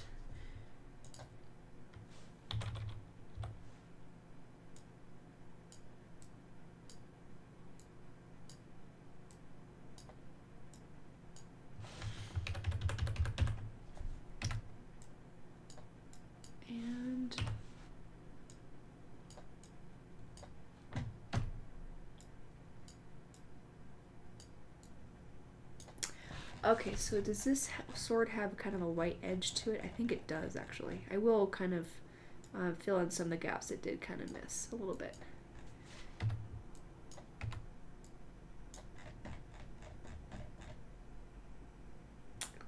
Corian asks spacesuit for Mass Effect. Okay, so I've never played Mass Effect. Let me Google this. I know what Mass Effect is. I just don't know what the suit looks like.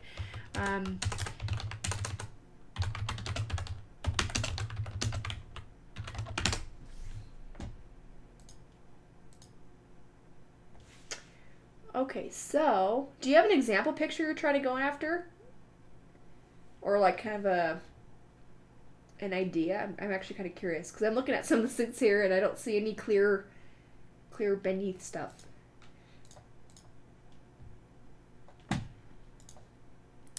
Eventually, someday, I will definitely be playing more video games when I'm not so consumed by work. Someday. I always say that, but it will be someday. Okay, so got an image. Oh, so this is what he's trying to do. That's cool. Okay, so you're making the shoulders essentially. Yeah, or the mask right there. Ooh, okay. So is that the mask or the helmet? Yeah, I would make a jig if you can, but if it's only one piece, then I thought you were doing two pieces. They had to be the exact same.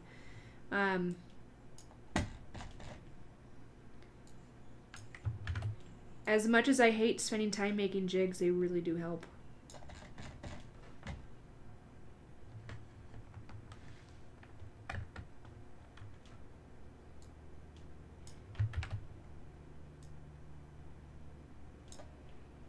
Alright, so this is kind of really blended in. It doesn't have to be perfect because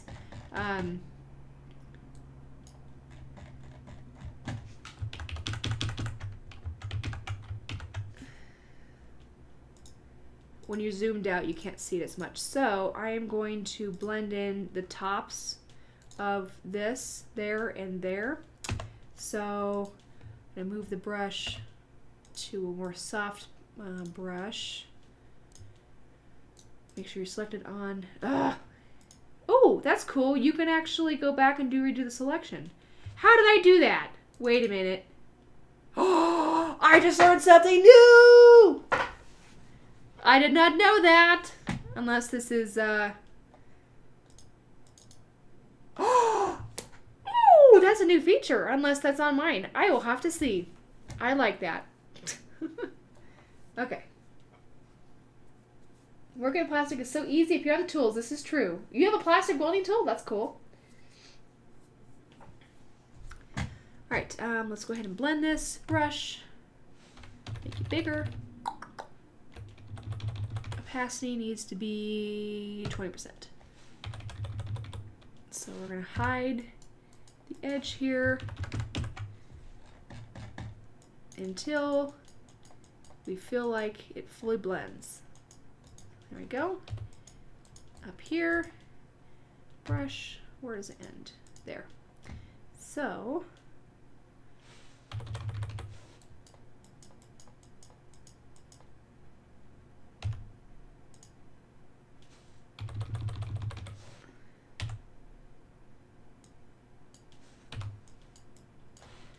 oops, that last one was not good. Alright, so now I gotta do that one. So I can literally just duplicate this thing. Bring it over.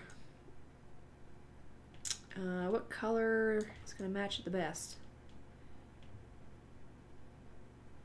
I'll just pull from actually the same area. So delete, layer, yes. Select Chloe, lasso tool. I'm going to lasso this. Oh, wrong lasso tool.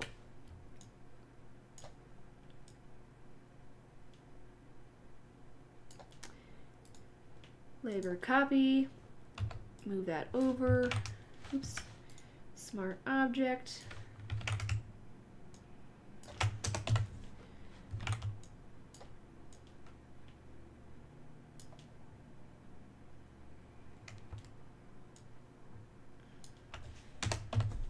this is totally like a redneck way of doing this, by the way, you guys, seriously, I'm surprised I even do it. I'm going to load that selection back up. I don't remember how far I went up on that. Select, load selection. Oh, I didn't go high enough.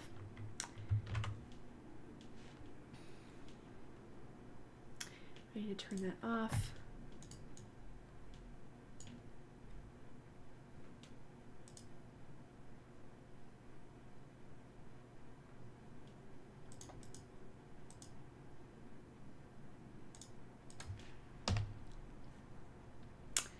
Alright, so that thing, oops, nope, I didn't want to do that. I want to do this and select a mask. I just want to make it smooth. Okay. And mask. Not quite the right same color, but we'll make it work. So,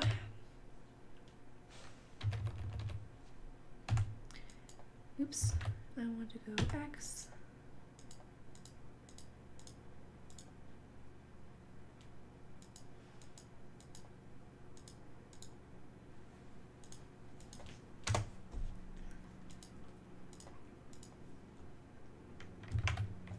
All right.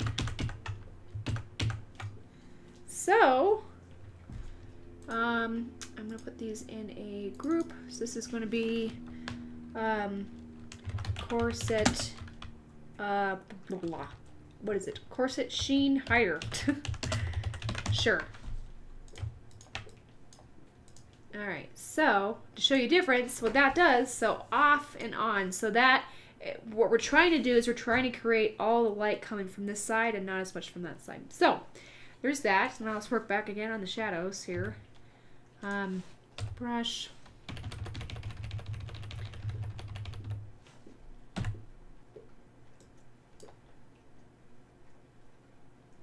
Oh, that's right. So I put that in the wrong spot. There we go.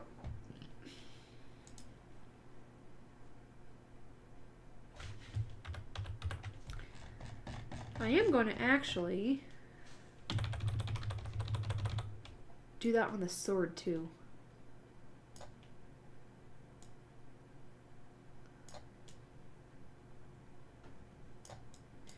We're on 100% opacity. All right, fine. Okay.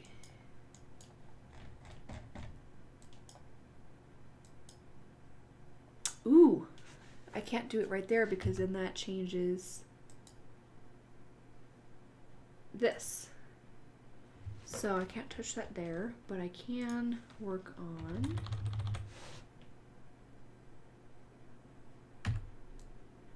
this thing around it. There we go.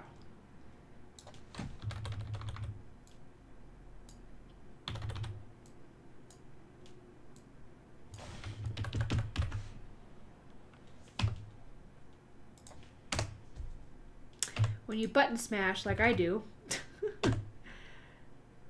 oh, I want hand, you run into some problems. Yeah, thinking about how shadows play, because making it the most realistic, besides perspective, color, also you have to think about shadows too. So that's why you do want to spend some extra time really working on some of that.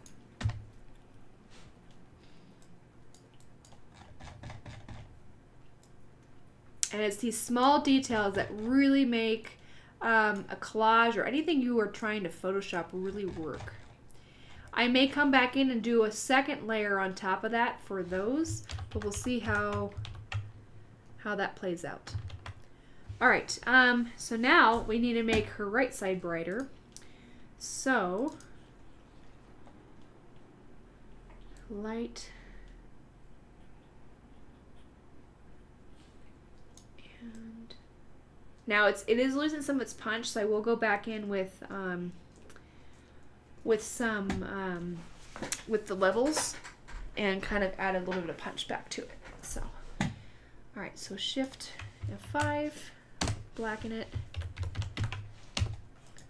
So when you add black to kind of yellow, so her skin's starting to turn green in some areas. Fun fact, when you add paint, Casey, hey, you're not supposed to lick that. You know that. So Casey's vulva is actually protruding out of her. Hey, Pop, you're not supposed to lick that. You know. I know. And the vet says there's not much to do about it except get her to stop licking it. So you always hear us say, Casey, don't lick your butt. It's because she's not supposed to be licking that area. It's making it worse. All right, so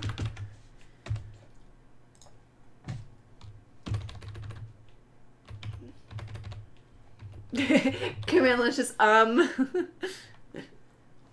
right.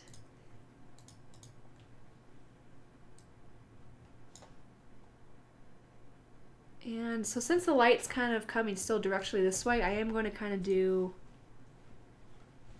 Nope, I actually do not like what I'm doing there. So...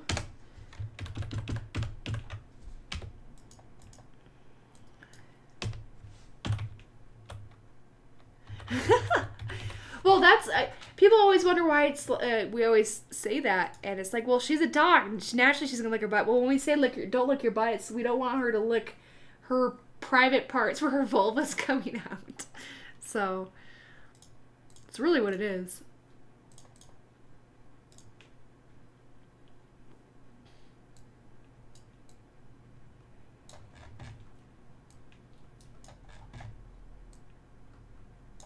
Now, I know I'm making a line on her fabric there.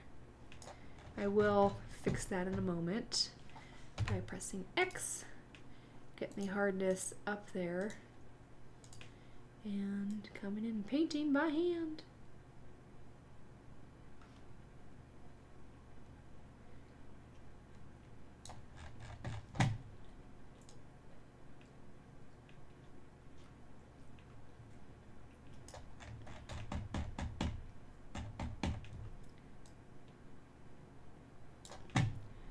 All right, X. And I do want to make the side of her arm brighter, because in the photo shoot we did with her, I'm not making it any better. I'm sorry.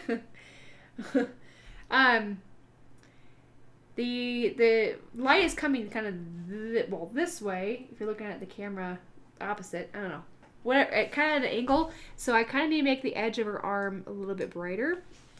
Oop, the hardness is up still a little bit. I need to back that back down. And that should make a difference as far as shadowing goes on that.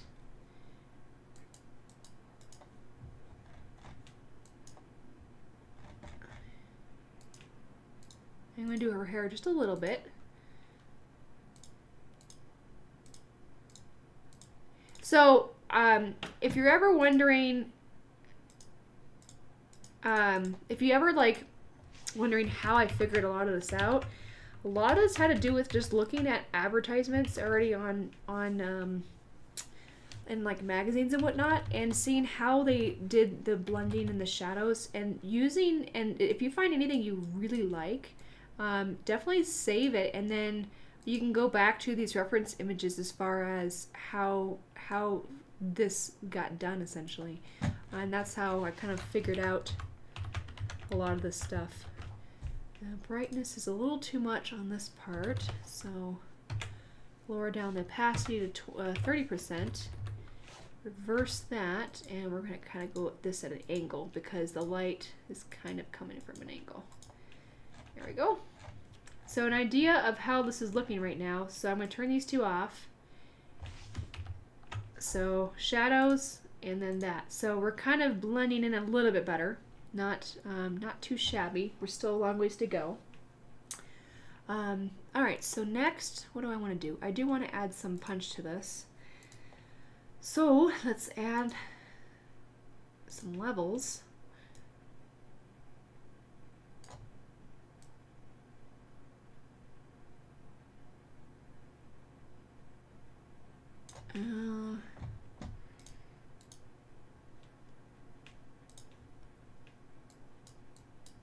I'm making the shadows a little bit darker.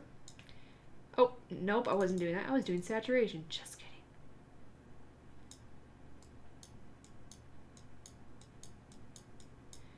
So, since I can see the yellows are turning a little bit on the green side, I'm going to go to the yellows, see if I can adjust that down a little bit. So if you need to remove a color, think about the color wheel. So, fun fact, I love fun facts. You got your color wheel. So when you're, for example, when you're mixing paint, so I used to mix paint for about 10 years in a hardware store. And I get really good at changing the color. So if something is too green, let's say, or too, let's just say it's too red, you actually want to add green. So you add the color opposite on the color wheel. If the color is too blue, you add yellow. So that's a really good idea to think about as far as if you need to remove something, because that will help with when you do color balance too. That's essentially doing a balance of the, color theory. That's basically you're balancing colors essentially. So now, granted, I am on a monitor that I can't tell if it's accurate or not, but you see how much more green that was? And that was because I literally made a certain area darker, because whenever you add black to anything yellow, it ends up turning green. So I'm going to move that slider over to a little bit of green, which adds, in this case, more red. So it kind of adds the opposite color to what is right here, essentially. I think. Nope, just kidding. So I just moved the slider around and it made it work. Let's just say that. Okay, now she is a little bit too bright.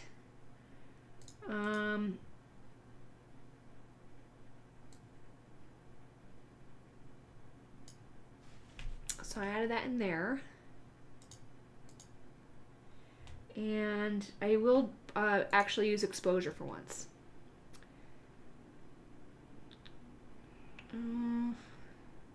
Yeah, which one's exposure?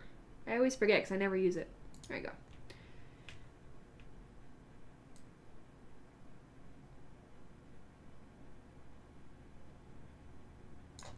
And that means I'm going to make her brights a little bit brighter to make them pop more.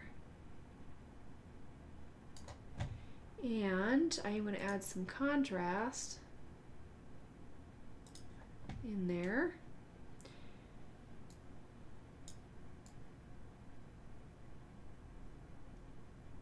And I do see a little bit of a border effect around. No, it's kind of removed. I do see a light film right there around her arm, like a white border. So sometimes I can get rid of it by doing this, adding a. Just kidding. Sometimes I can add a stroke, like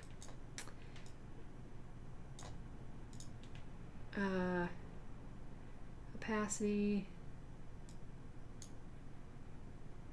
and just to kind of give you an idea of what I do sometimes to take that away. So now I can't see it, but before I could actually see it. So I have to fix the hair first before I can use that function, essentially. All right, so I want to add more contrast in a certain area. So this is going to be overall. Actually, I will do spot contrast. So I'm going to be working on the hair because I feel like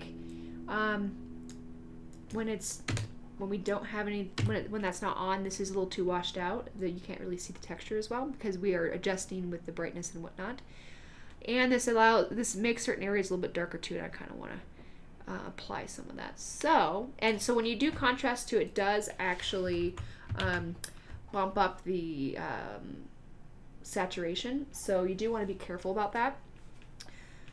So spot contrast, I'm going to shift at 5, black. We're going to paint. Our favorite thing to do.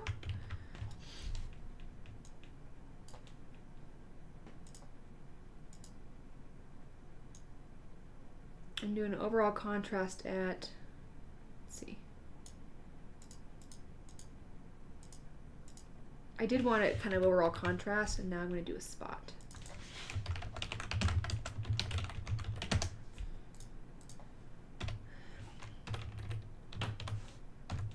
And I'm on soft, sweet.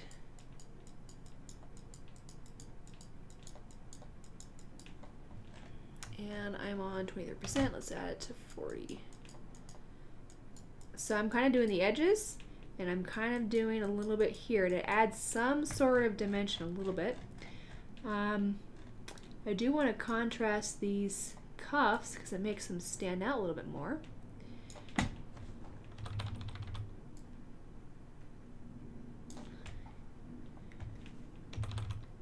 I do want to contrast this, even though it's going to make it a little bit brighter. It adds more detail. Ooh, my hand's all over the place. I'm not used to this mouse either. This is actually the nicer mouse too, which is funny. That I need to remove this part right there. And right there.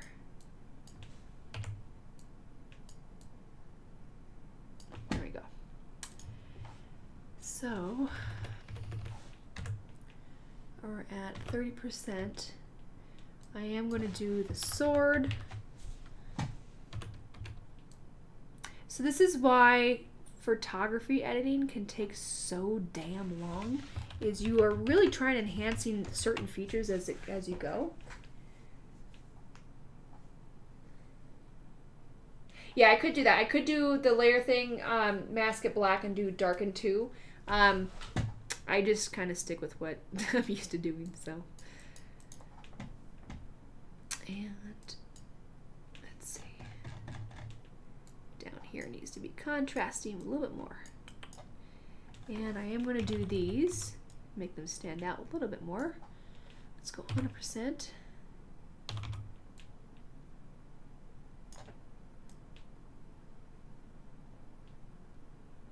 Oh, that's too wide.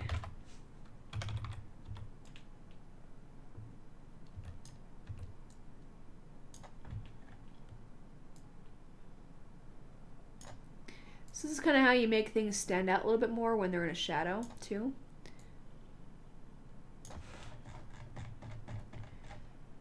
All right.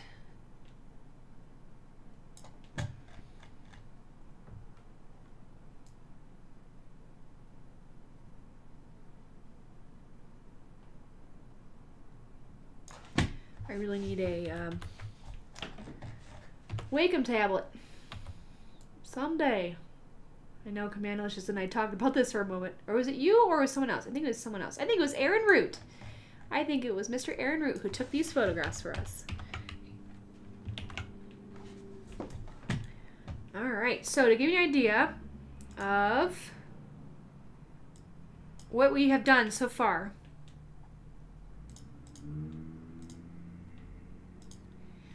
Before and after.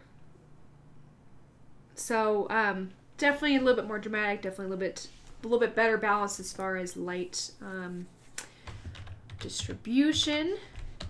I need to make this darker and this on the outside lighter. So a lot of this is kind of going back and forth and figuring out what I am doing. Oh, that's what's happening. This is not attached. That's why the background was so dark. I actually did like that though.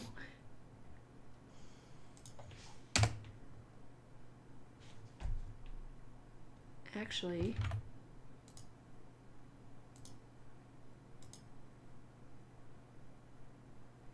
we're going to do that. I'm not even going to, it's because I'm kind of vignetting it essentially, so. Oh, again, plays the before and after? Sure. So, before, let that sink in for a moment. And then after. So it looks like it fits the image a little bit more, for sure.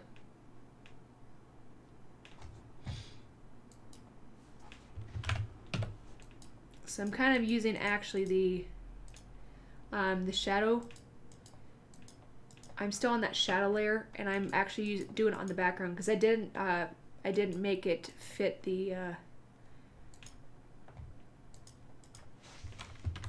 or I didn't make it attached to the Chloe's layer.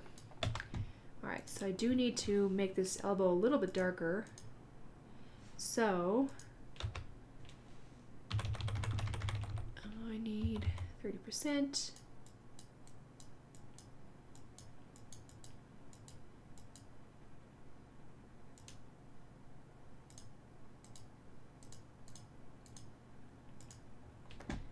So this is going to be gradually getting lighter as it comes along. So lighter on this side, a little bit darker on this side because that's where the light's coming from. This does need to go darker, even though I really don't want it to. It's so pretty!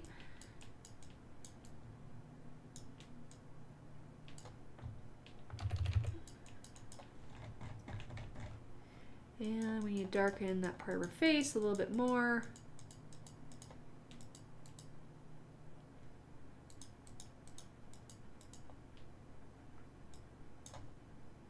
And then bright. I think I've already maxed out my brightness on there, so how do I want to do this? I was thinking about adding some sort of a glow too, like coming from her sword. Yeah, the darker background, what that does is it helps vignette it too, and it blends in better. I still haven't added the vignette yet, so let's add that. What did I just do? I pressed something. Shift F5. Nope, I want to... Woo!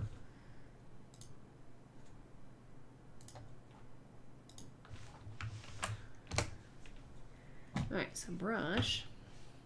Still don't know how I want to place her in this image, if I want to lower that piece down, or lower the crop down. I might still do that. So I'm going to...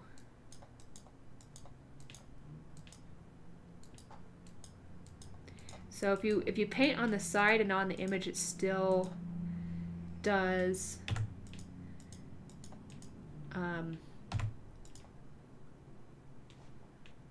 work. 10%, I want to kind of do a little bit more there. All right, so I think I will crop that. I like the texture though, and I like having it dark on top so it pushes your eyes down.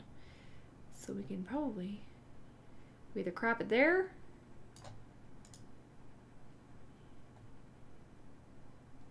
I like that better, so much better.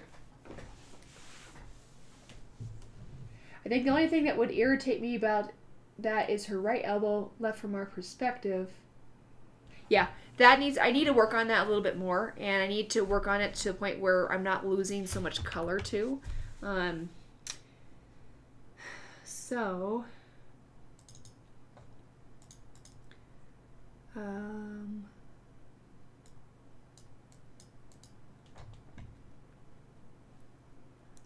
all right, so we've gotten it mostly blended. We're getting closer, not quite there yet. It's still, this side, especially her skin on this side, is not the right darkness, so I will actually make a new one. So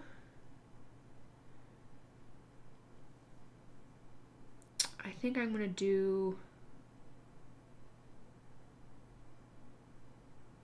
brightness on this one,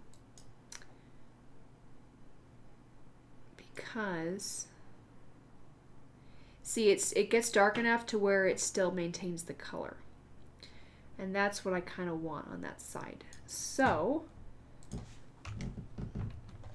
I find I still use several different adjustment layers that do kind of the same thing, but I feel like a mix of a couple that that does help. So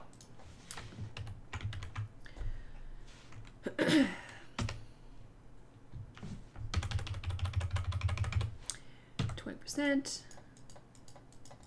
Let's do 100%. I actually liked how that looked a little bit better. There we go. This is looking so much better. So much better.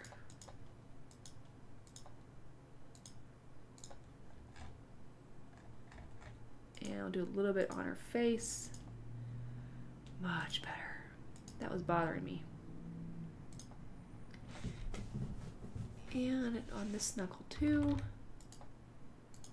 Especially. Oh yeah, says Commandalicious. Oh yeah. Now because the sword, the angle of the sword on this side is drastic, I am going to do this side a little bit more on the brightness and contrast.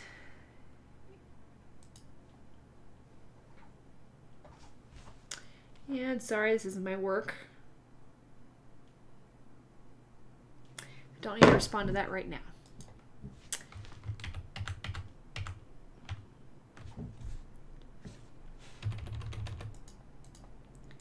Alright, it's better. It really is. Almost there. I'm almost thinking about removing that sheen right there because that sheen actually makes it look like the light is coming from upwards from this direction, which I did have some light, and not necessarily from this direction. I'll do that later since it's going to take a moment to do that, and you've already seen me do it.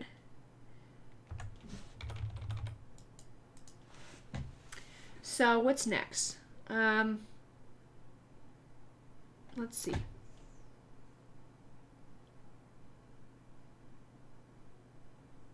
Sauerkraut? Why did you say sauerkraut? Yeah, you can do a lot with levels of curves. I really don't like to use curves as much. I feel like I don't have as much control over it. I know you can, if you're well proficient at curves, you could probably do what I've done a little bit faster, but that's my story and I'm sticking to it. Now, I'm curious what that shadow is right there. If that was anything from me. Probably not. So, let's make this brighter. Nope. Too bright. I'll have to make my own little layer for that one. So, okay, what's next? I'm thinking about adding a glow from her sword. What do you think? Oh, yeah! Yeah, that's my new thing now, since I've been learning Norwegian, is doing exactly that. Now I can add a shadow to her, but see, well, what's going to happen is it's going to, oh, actually, see if I do outer glow, you can see where the actually, I'm just going to turn that on so I can mask out the border.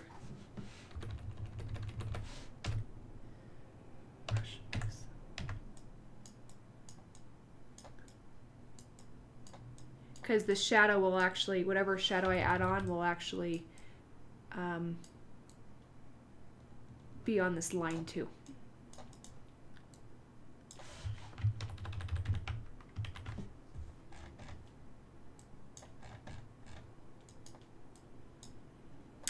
TJ's computer is not liking this. I'm surprised. He has the best computer in the entire house too.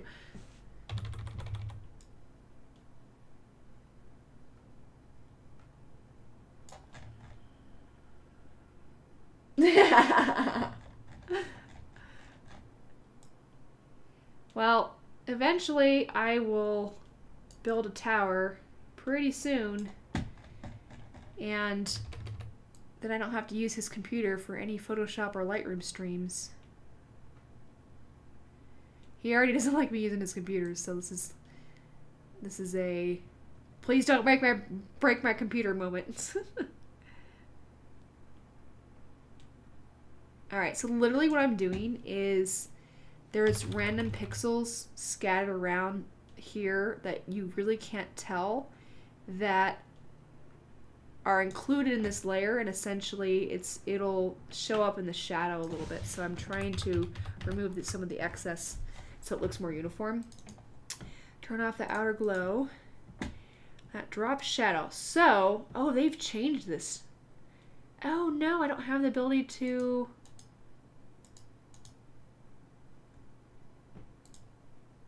Okay, that's what that is. Oh wait, you can add 2 drop shadows? I am so confused as to what is going on. Oh wait, when you click into it. Can I delete that? Delete. Interesting. You can delete and add things. That is weird. So, the light is coming from this way, so we need to move the marker like that. Now, I want to make this shadow pretty, to a point where you can't tell that that's exactly what you did, so where it really blends in. So, the way to do that is to fiddle around with all these settings, like I do best. A lot of this stuff is like discovering that this works great. I am going to pop down the opacity a moment. I'm going to go, it is angled slightly, so I'm going to go like that. It looks a little bit better.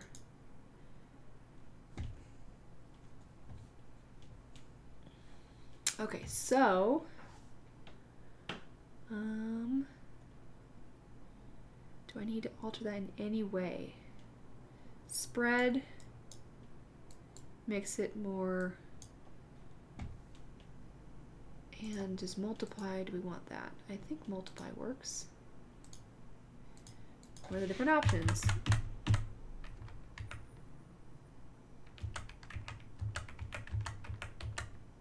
That's linear burn. Overlay. I've always liked overlay, but that doesn't look quite blendy. So let's go back to multiply. I think that's, it feels like it's the same. Excuse me. All right. It's looking a little bit more composed and a little bit more blended in.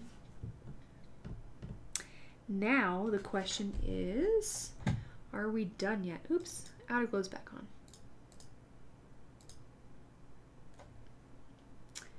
And how come the settings changed?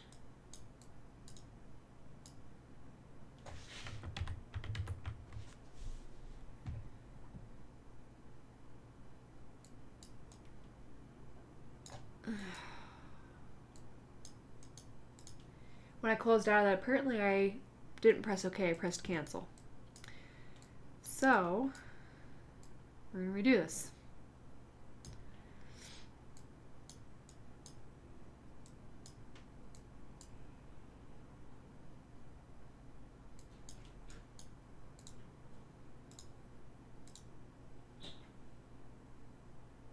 Okay, I kind of like it right there. Except we got a shadow here. I'm going to turn that off and on. We have a shadow there I have to remove. So how do I do that? So because this drop shadow is a layer characteristic, essentially, it's going based off of the edges of the layer. So my crude way of doing this is exactly what I did with the corset and literally cover it up. So I'm going to select the layer, do a lasso. Casey's getting impatient because she heard someone come in. And I'm going to add to it actually, just in case if that shadow's bigger. Layer via copy. Now we are going to put that on top of Chloe.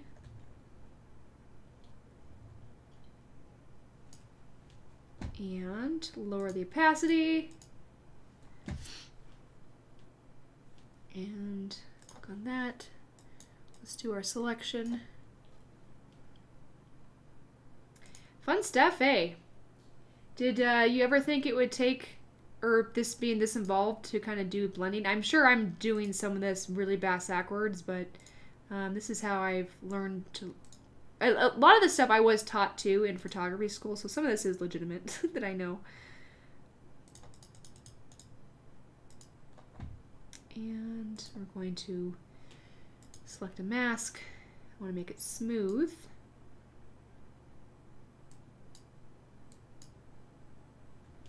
Okay, mask. All right, let's turn on the drop shadow. Look at that, it is covered. How easy that was. So, shadow.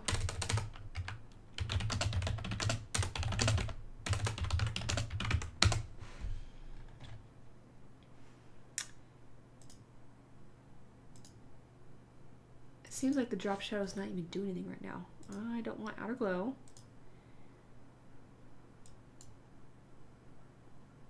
Oh, it's because it's off. That's why. Wait a minute. All right, cool. It did pretty much cover up the excess. And I could see the line of the shadow thingy there, so I'm just gonna blend that in a little bit more. And I want 20%. There we go. All right, it's blended in.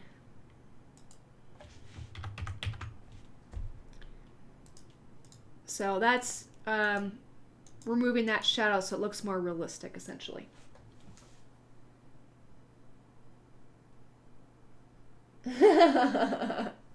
Yeah, so ass backwards is a common saying, but bass backwards is bass backwards of ass backwards. So that's why I say that, I guess.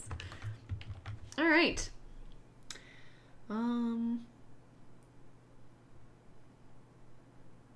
What do you think? What do you think needs to be done? I'm curious to see what you would suggest, actually. I am going to do some... I need to put all of this into one little group here. So this is going to be Chloe.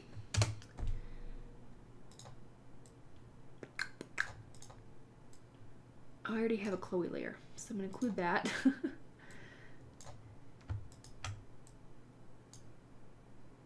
And that right there. The thin line at the right, yeah, it's still bugging me. I still see it. I will spend more time on that.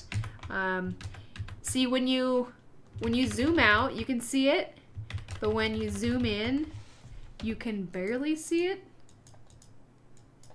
So my solution to that is adding that outer glow, that just a light gray to it.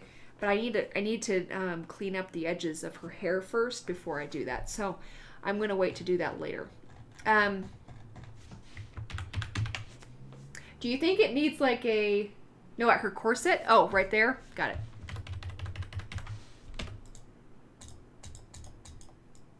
Actually, that, so that's sheen right there, it looks like, that's doing that. So we can fix that. Oops, because we have the ability. Let's do, yeah, so that is, and then there is some on that side too that's doing that. So I will actually go into this, and 97% or 98 will work too.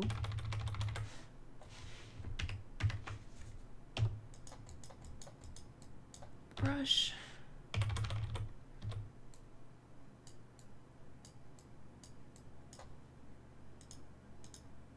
That is, why is that not going away? Oh, that's because it's in here.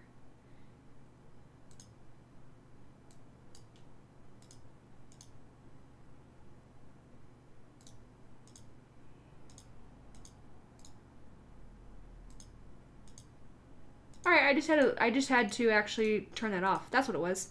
That's my backup layer. Still can kind of see that, actually. I do see that too.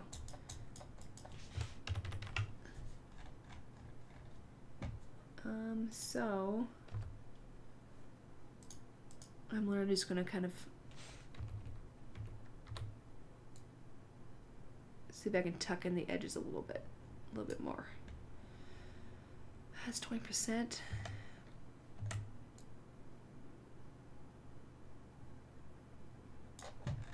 Is that working? Yes, it is.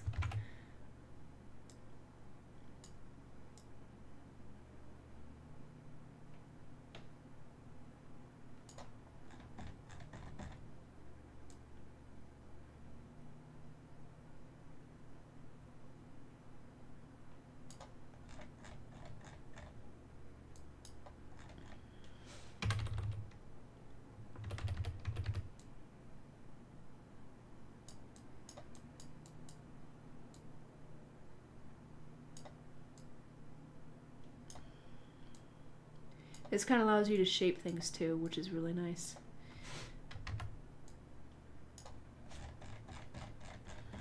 So if I wanted to remove that piece, which I probably will just do that anyways. Let's go X. Because this is when you get into the lines of, well, how much do I actually Photoshop things? What is considered appropriate?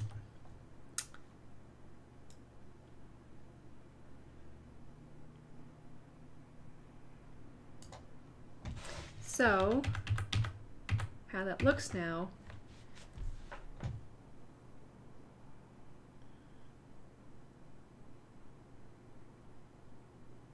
Yeah, some of that fine work I'll do definitely off stream because it's a little bit more time consuming. So, all right. Do you think it could use like a glow, like a, I don't know, not necessarily a what's it called, a lens flare? I could add a lens flare if I really wanted to. But I think this is a really good start, honestly. I actually really like this image. I kind of have to make the backgrounds make sense, though, for why she's there, but I guess I don't know. Let's go ahead and work on the background. It needs a little bit more of a punch.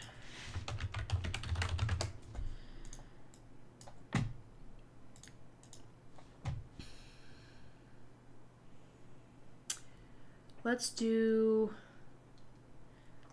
I really want the clarity slider in this. I don't have that option.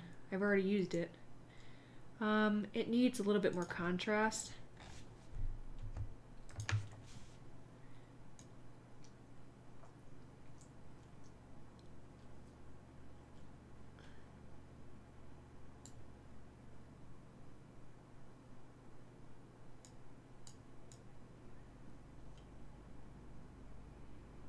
Oh, that looks really good. That blended in nicely. I made that to go to that. So, a little bit more dramatic. Alright, so let's look at it before and after. So, let's close that down. Let's see, so before, we're going to do shink. That's before. And let's go ahead and see after. So, add in the vignette, and all of a sudden, ching. So, much more blended in, a little bit better. I'm debating on not to crop this a little bit more on there, but I don't want to, this is already too much gap above her.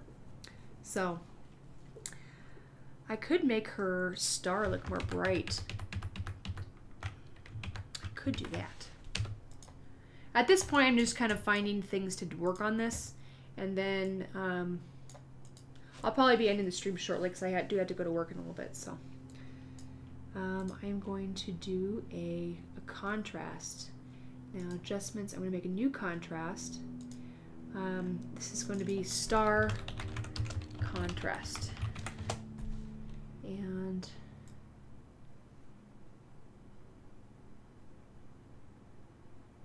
so I'm just doing excessive contrast, and I'm gonna add this onto certain areas to make it look a little bit more vibrant. Hey, Casey, what are you not supposed to be licking? Hey, pup. I don't want to grab the squirt bottle and squirt you. It's not fun, because you always look sad when I do that.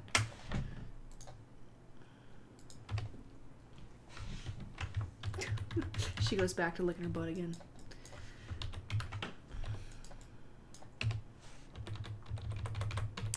Alright, so we want 100% opacity. So this contrast is going to kind of undo some of that shadowing, but it's still going to balance it out on this side.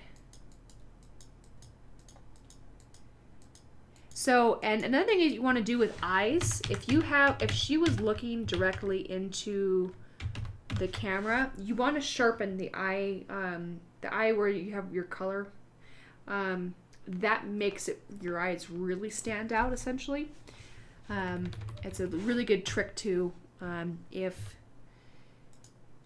you are trying to go for impact as well.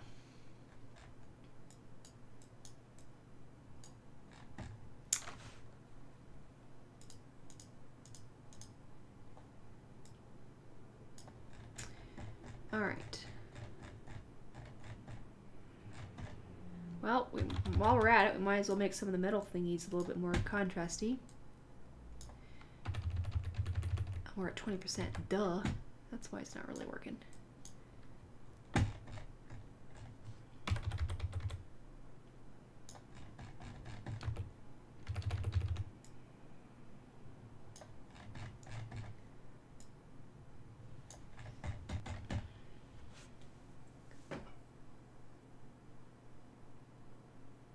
Oh, you're having a storm! That's awesome. Please send it our way. We just had snow the other day for like half a day and it's all melted. Welcome to Colorado, because that's what happens. Now, even though some of these areas are kind of in the vignette shadow, you still kind of want to make sure they stick out. It just makes them kind of overall look more interesting.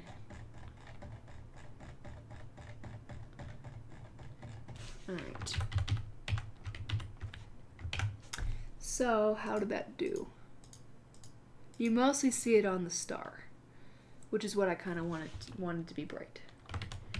I'm curious if I add a glow, I'm obsessed with glows, to her star, what that's going to look like. So, let's try it out.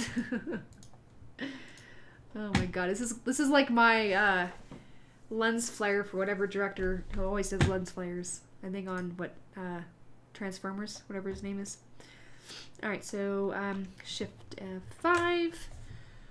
We are going to do a white and mask, Shift F5, black. Gradient tool.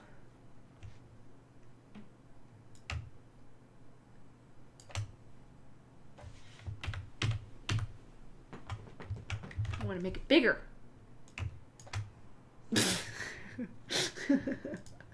Oh my god. Nope, we're not doing that.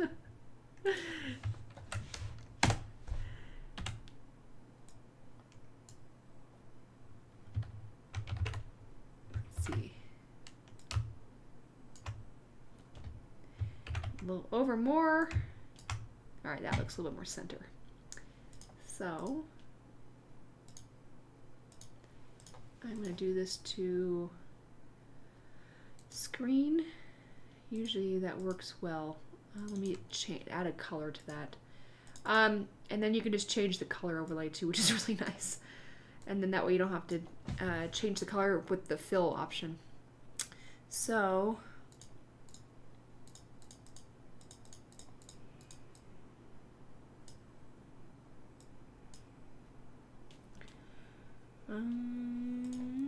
it kind of blends in with her skin.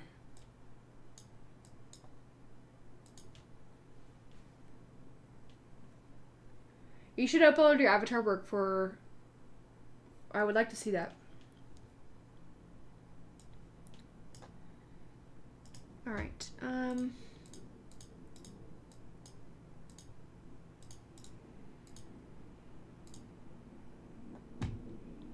I could do a glow around the sword too, actually.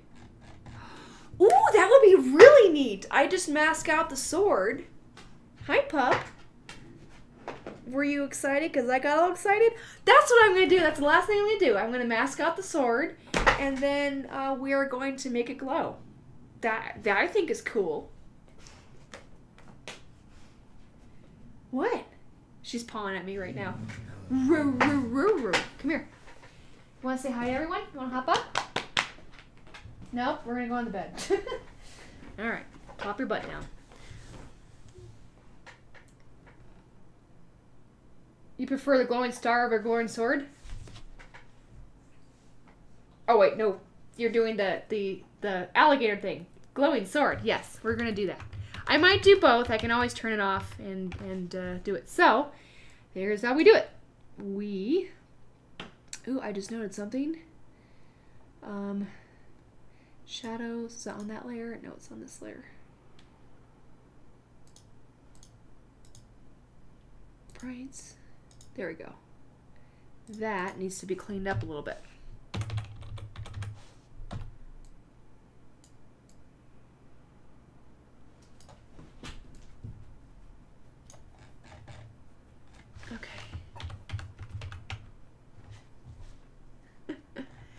I'm a little dyslexic, so when I saw the arrow, yeah. That's my excuse, okay? I'm sticking to it. Alright, so Casey really wants to go outside right now. I know that. Or do you have water in your bowl? Is that what you're looking for? I gotta check her water. One sec. It could be that too. You have plenty of water in your bowl. And food. She's probably going to be bugging me for about an hour until I'm done with the stream. So, alright. So let's go ahead and mask this. And we are going to do our favorite magnetic lasso tool. Now this is where the lasso tool does not work very well, is when you have something with a lot of pattern to it and without a clear defined edge. So I will go back and fix, oh, that's actually really bad. That's a lot of work. So let's try it this way. We're going to select the inverse. Well, let's see if it actually picks this up. Oh, it's doing a better job than I expected, actually.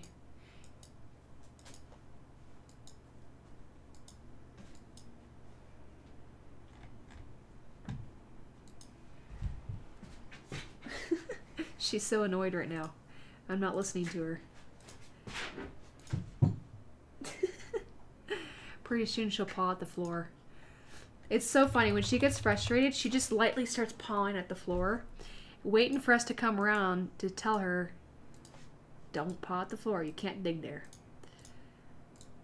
Alright, so far, I'm not liking how this is doing it. So we're going to do add a little bit more, and I'm just going to come in with the lasso by hand on some of these edges. I'll do it kind of quick and then I'll fix it later, so just for time's sake. Oops, wrong one. Nope, that was the last of it. Okay, so we're going to do this by hand, and we're going to add. I'm going to do this really quick without a lot of precision.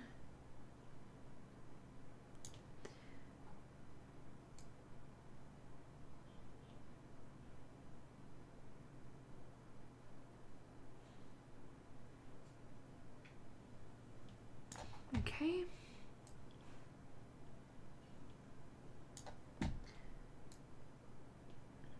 Now, let's see. This sword has been in many, many different photo shoots. We keep on repurposing the sword. I don't know what that is. What is that? I guess that is the edge of the sword. Oops.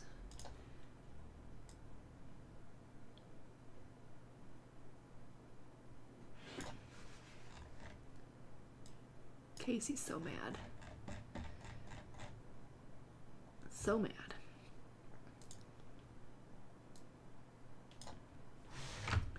Okay. Mostly selected. Oh, the handle.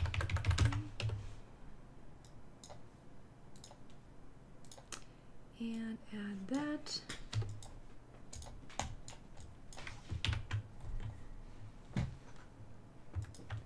All right.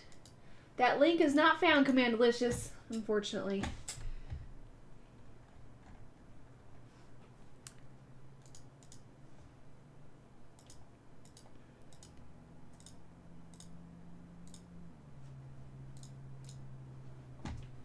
All right.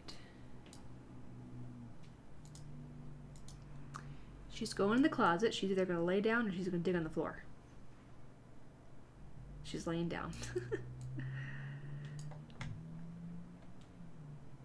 And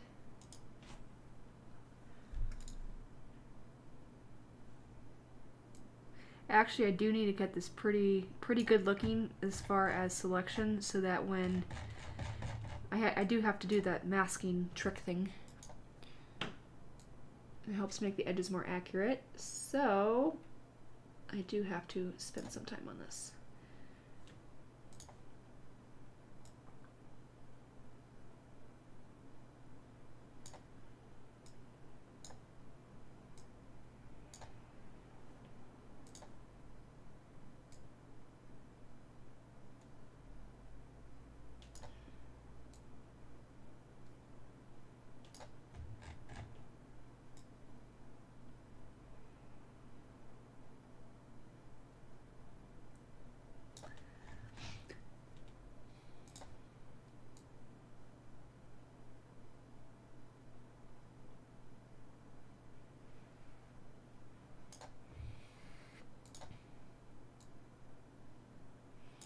The number of hours I've spent masking stuff is just overwhelming. It takes forever sometimes. Not great for a stream, unfortunately. So sorry about that, but the look will be great once it's done.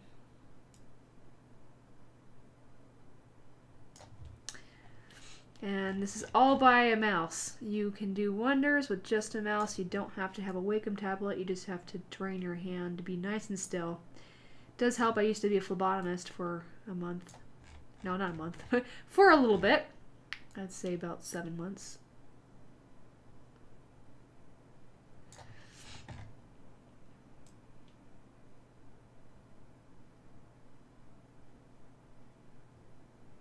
All right.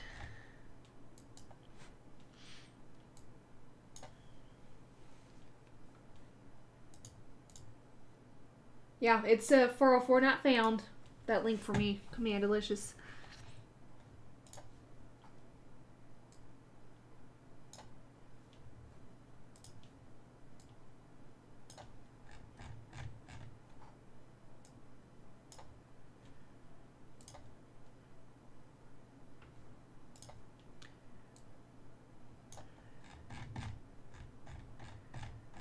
Oh, I know what happened. Gosh darn it. When I used that tool, it screwed up. I just fixed all this before.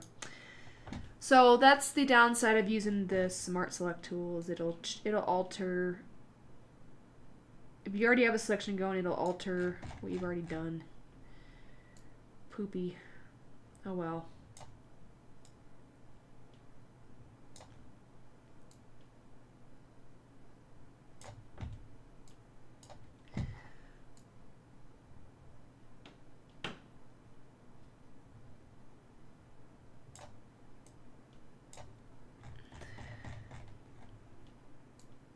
It's like, I'm pretty sure I did a lot of this before. It's like, nope, Smart Select tool screwed it all up.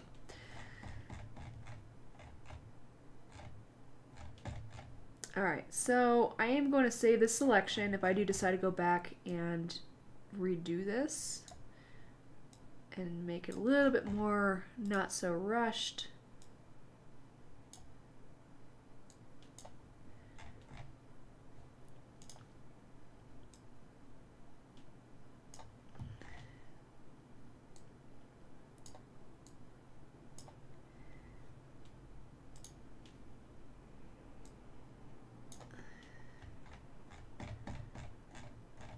All right.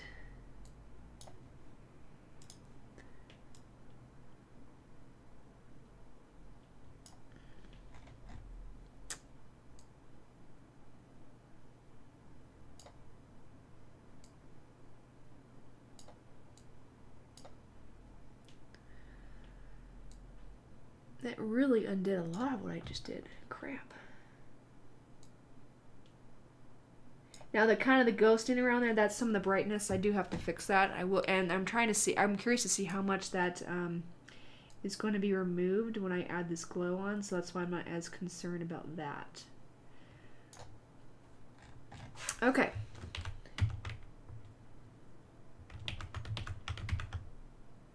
We have a selected sword.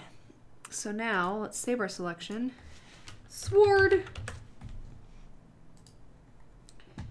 And we're gonna go layer via copy. Oh, nope, just kidding.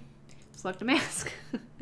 So this is where this feature comes really handy, is you can change the different views so you can see what button am I pressing? You can see the different, there you go, what it's going to look like, essentially. So, I got a spot there I got to remove, so, even though it's part of the picture, I am going to remove it.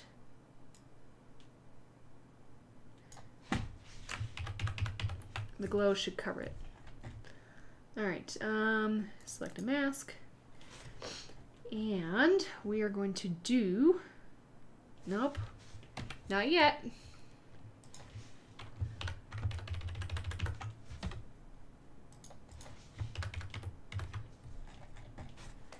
This is not done right.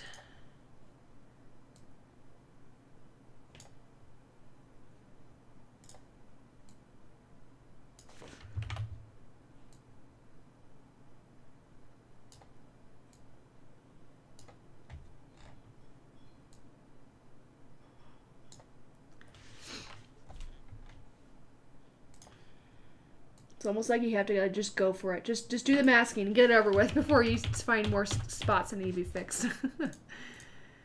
Alright, so I'm going to smooth only 2. And I think that's it, because I do kind of want it to still look pretty sharp. So, layer via copy.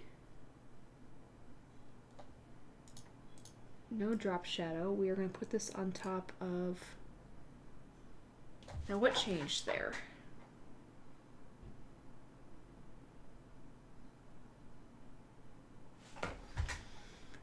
Okay. Oh, I disabled some layer effects accidentally. Oh, that was that.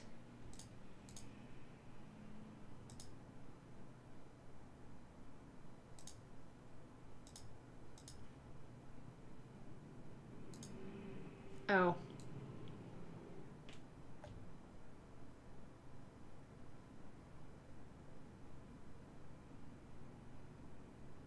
So then I needed to put this into a group.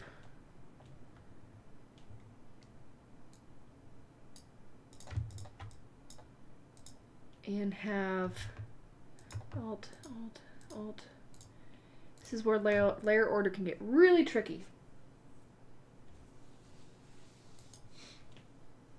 That one's a 404 not found either. I can't see it. I'm sorry. I don't know why it's doing that. It's being silly, honestly. Alright, so when I turn that on, I get more of a shadow. Why is that? Because that's only affecting... That's literally only the sword. I am so confused as to why that's changing the outer shadow, unless there's a drop shadow on there. Just kidding! Which I actually kind of like that drop shadow on there, honestly. So I'm going to keep that. That worked out great.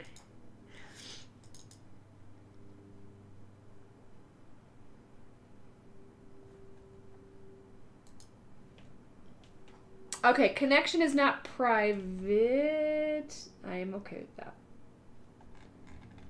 How do I... Oh, it won't let me even see it.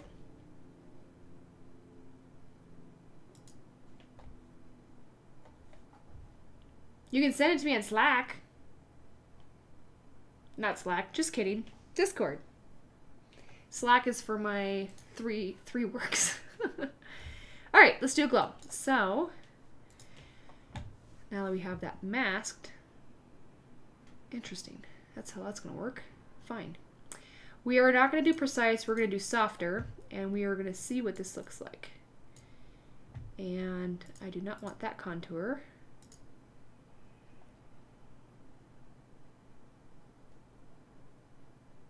Okay, so that's what that's going to do.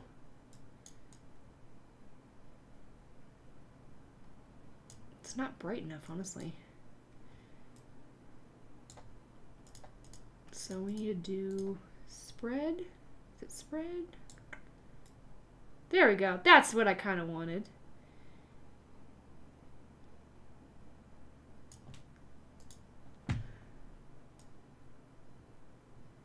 Which, okay, so this is what makes it complicated for layer order. So my little corset hiding thingies are now not blending in because of this sword and the glow. The corset hidey thingies need to, that's this one. Let's see if I can pop it in here and it still works. Sweet. So put that underneath that, turn that on. Okay, cool. We got that working. Yeah, it's too, it doesn't look natural. It doesn't look like it's an actual glow. That's what's bothering me. So I'm gonna end the stream in about 5-10 minutes anyway, so I'm just gonna kind of work on this part for a moment. So let's see. I do want it softer. Is it spread? No.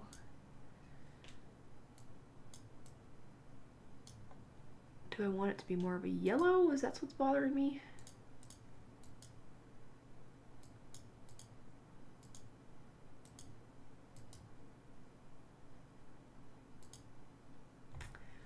Okay, I know what I'm going to do.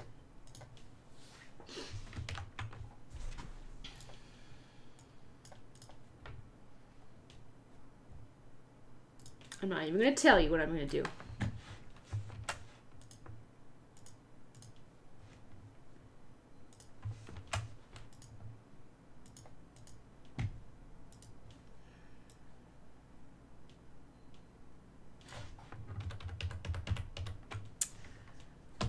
I always forget. I always do like 10 center lines.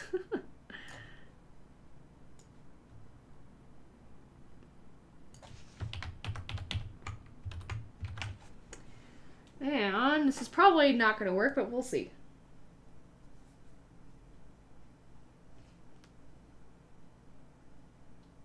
That is an option too. Yeah, maybe an inner glow. Let's try that. Inner glow. Ooh, that looks great. Thank you. Let's play with some of the options here to make it more interesting. Yes, it looks better. Let's remove the, oops, inner glow. Okay. Do we want to remove the glow on the star? I kind of like it, actually. I think it's like the avatar. You taught me something, Command Delicious. I don't claim to know everything about Photoshop. I just I am talking and streaming at the same time, and I would eventually got into that that option. So, so this is where these contours really come in place. So you can kind of change how that glow happens on the sword. Ooh, we've got a lot of options that I like. Yeah, I do use inner shadow every once in a while. Oh, that looks amazing on that one. So far, what's the difference between this one and that one? That one's more dramatic. Okay. Nope. Nope.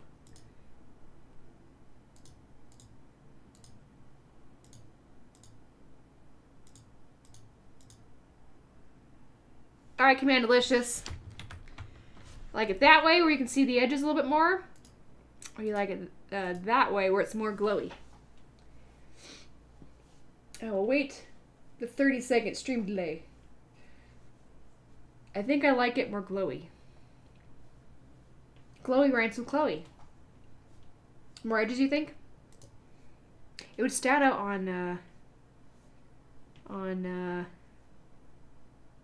here's what I'll do. I'll do a compromise. I'll do that, and then I'll add a contour, actually. No, not contour. Sorry, just kidding. Stroke.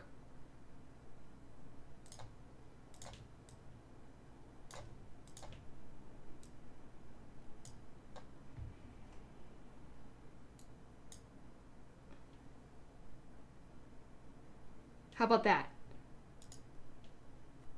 Compromise!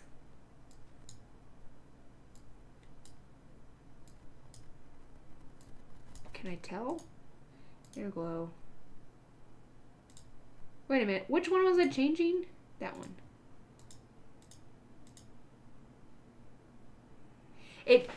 From my perspective, because I can see it closer, the one you like, it looks like it doesn't blend in very well, and that's why I was trying to do a compromise on that. I do like that though.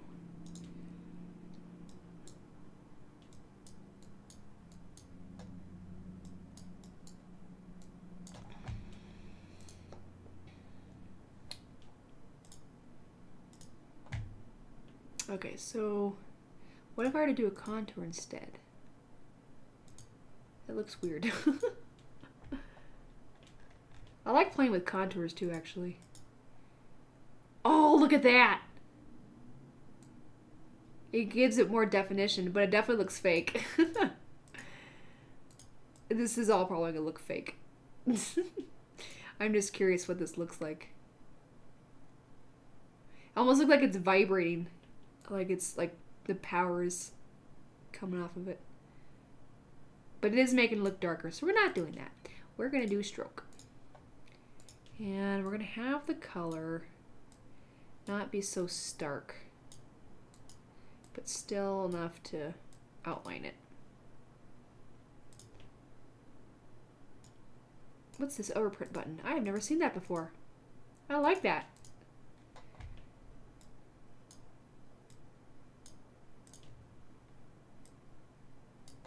Okay, cool. So we got some glowy going on. And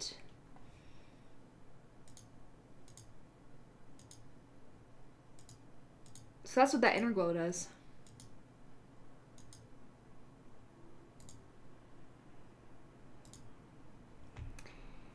And do we want to change the outer glow? I don't think we do.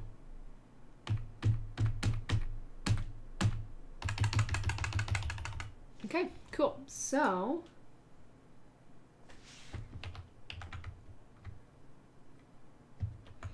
it almost seems like the glowiness is not too impactful.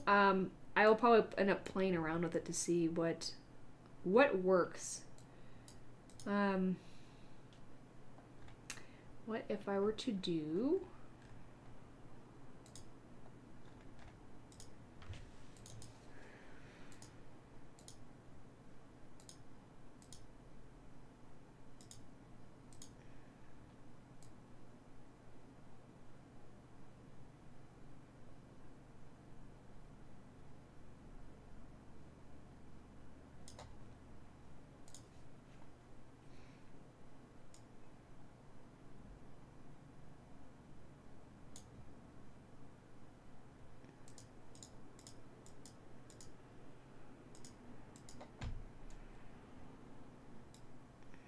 I can't remember what jitter does.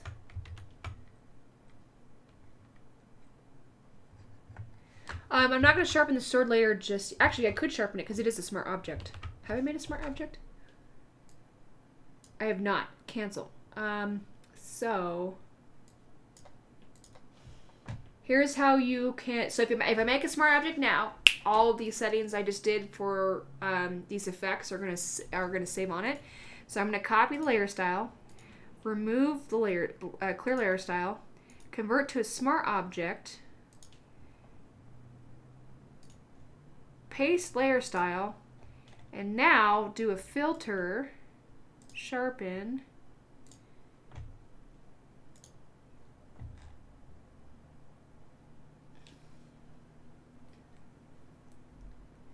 thinking. This thing is done. It's not happy. All right. I'll probably fiddle with that a little bit more actually. So, to make it look, I don't know if you got to see the. Actually, I'll show you guys on stream. Loresworn.com. One of the other photo shoots I photoshopped. Same photographer, Aaron Root, by the way. Please check out his stuff. Past projects.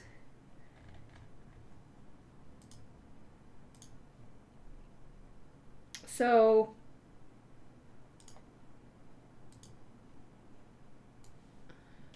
on our website, I was able to get that in, Photoshop that in, and I'm trying to get an overall glow effect too. That's probably what it is bugging me, is I'm trying to get that glow effect. That was also fun to do.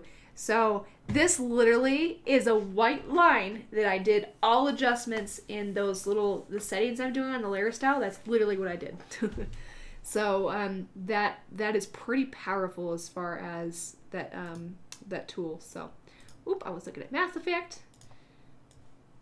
All right, so I'm gonna fiddle that a little bit later. It's not quite there yet, but we will see what's going on. So. I think we're at a good stopping point, honestly, because we've gotten 2 images close to what they should be. I will have more and more hours of work to do on top of that. But yes, your picture's on there.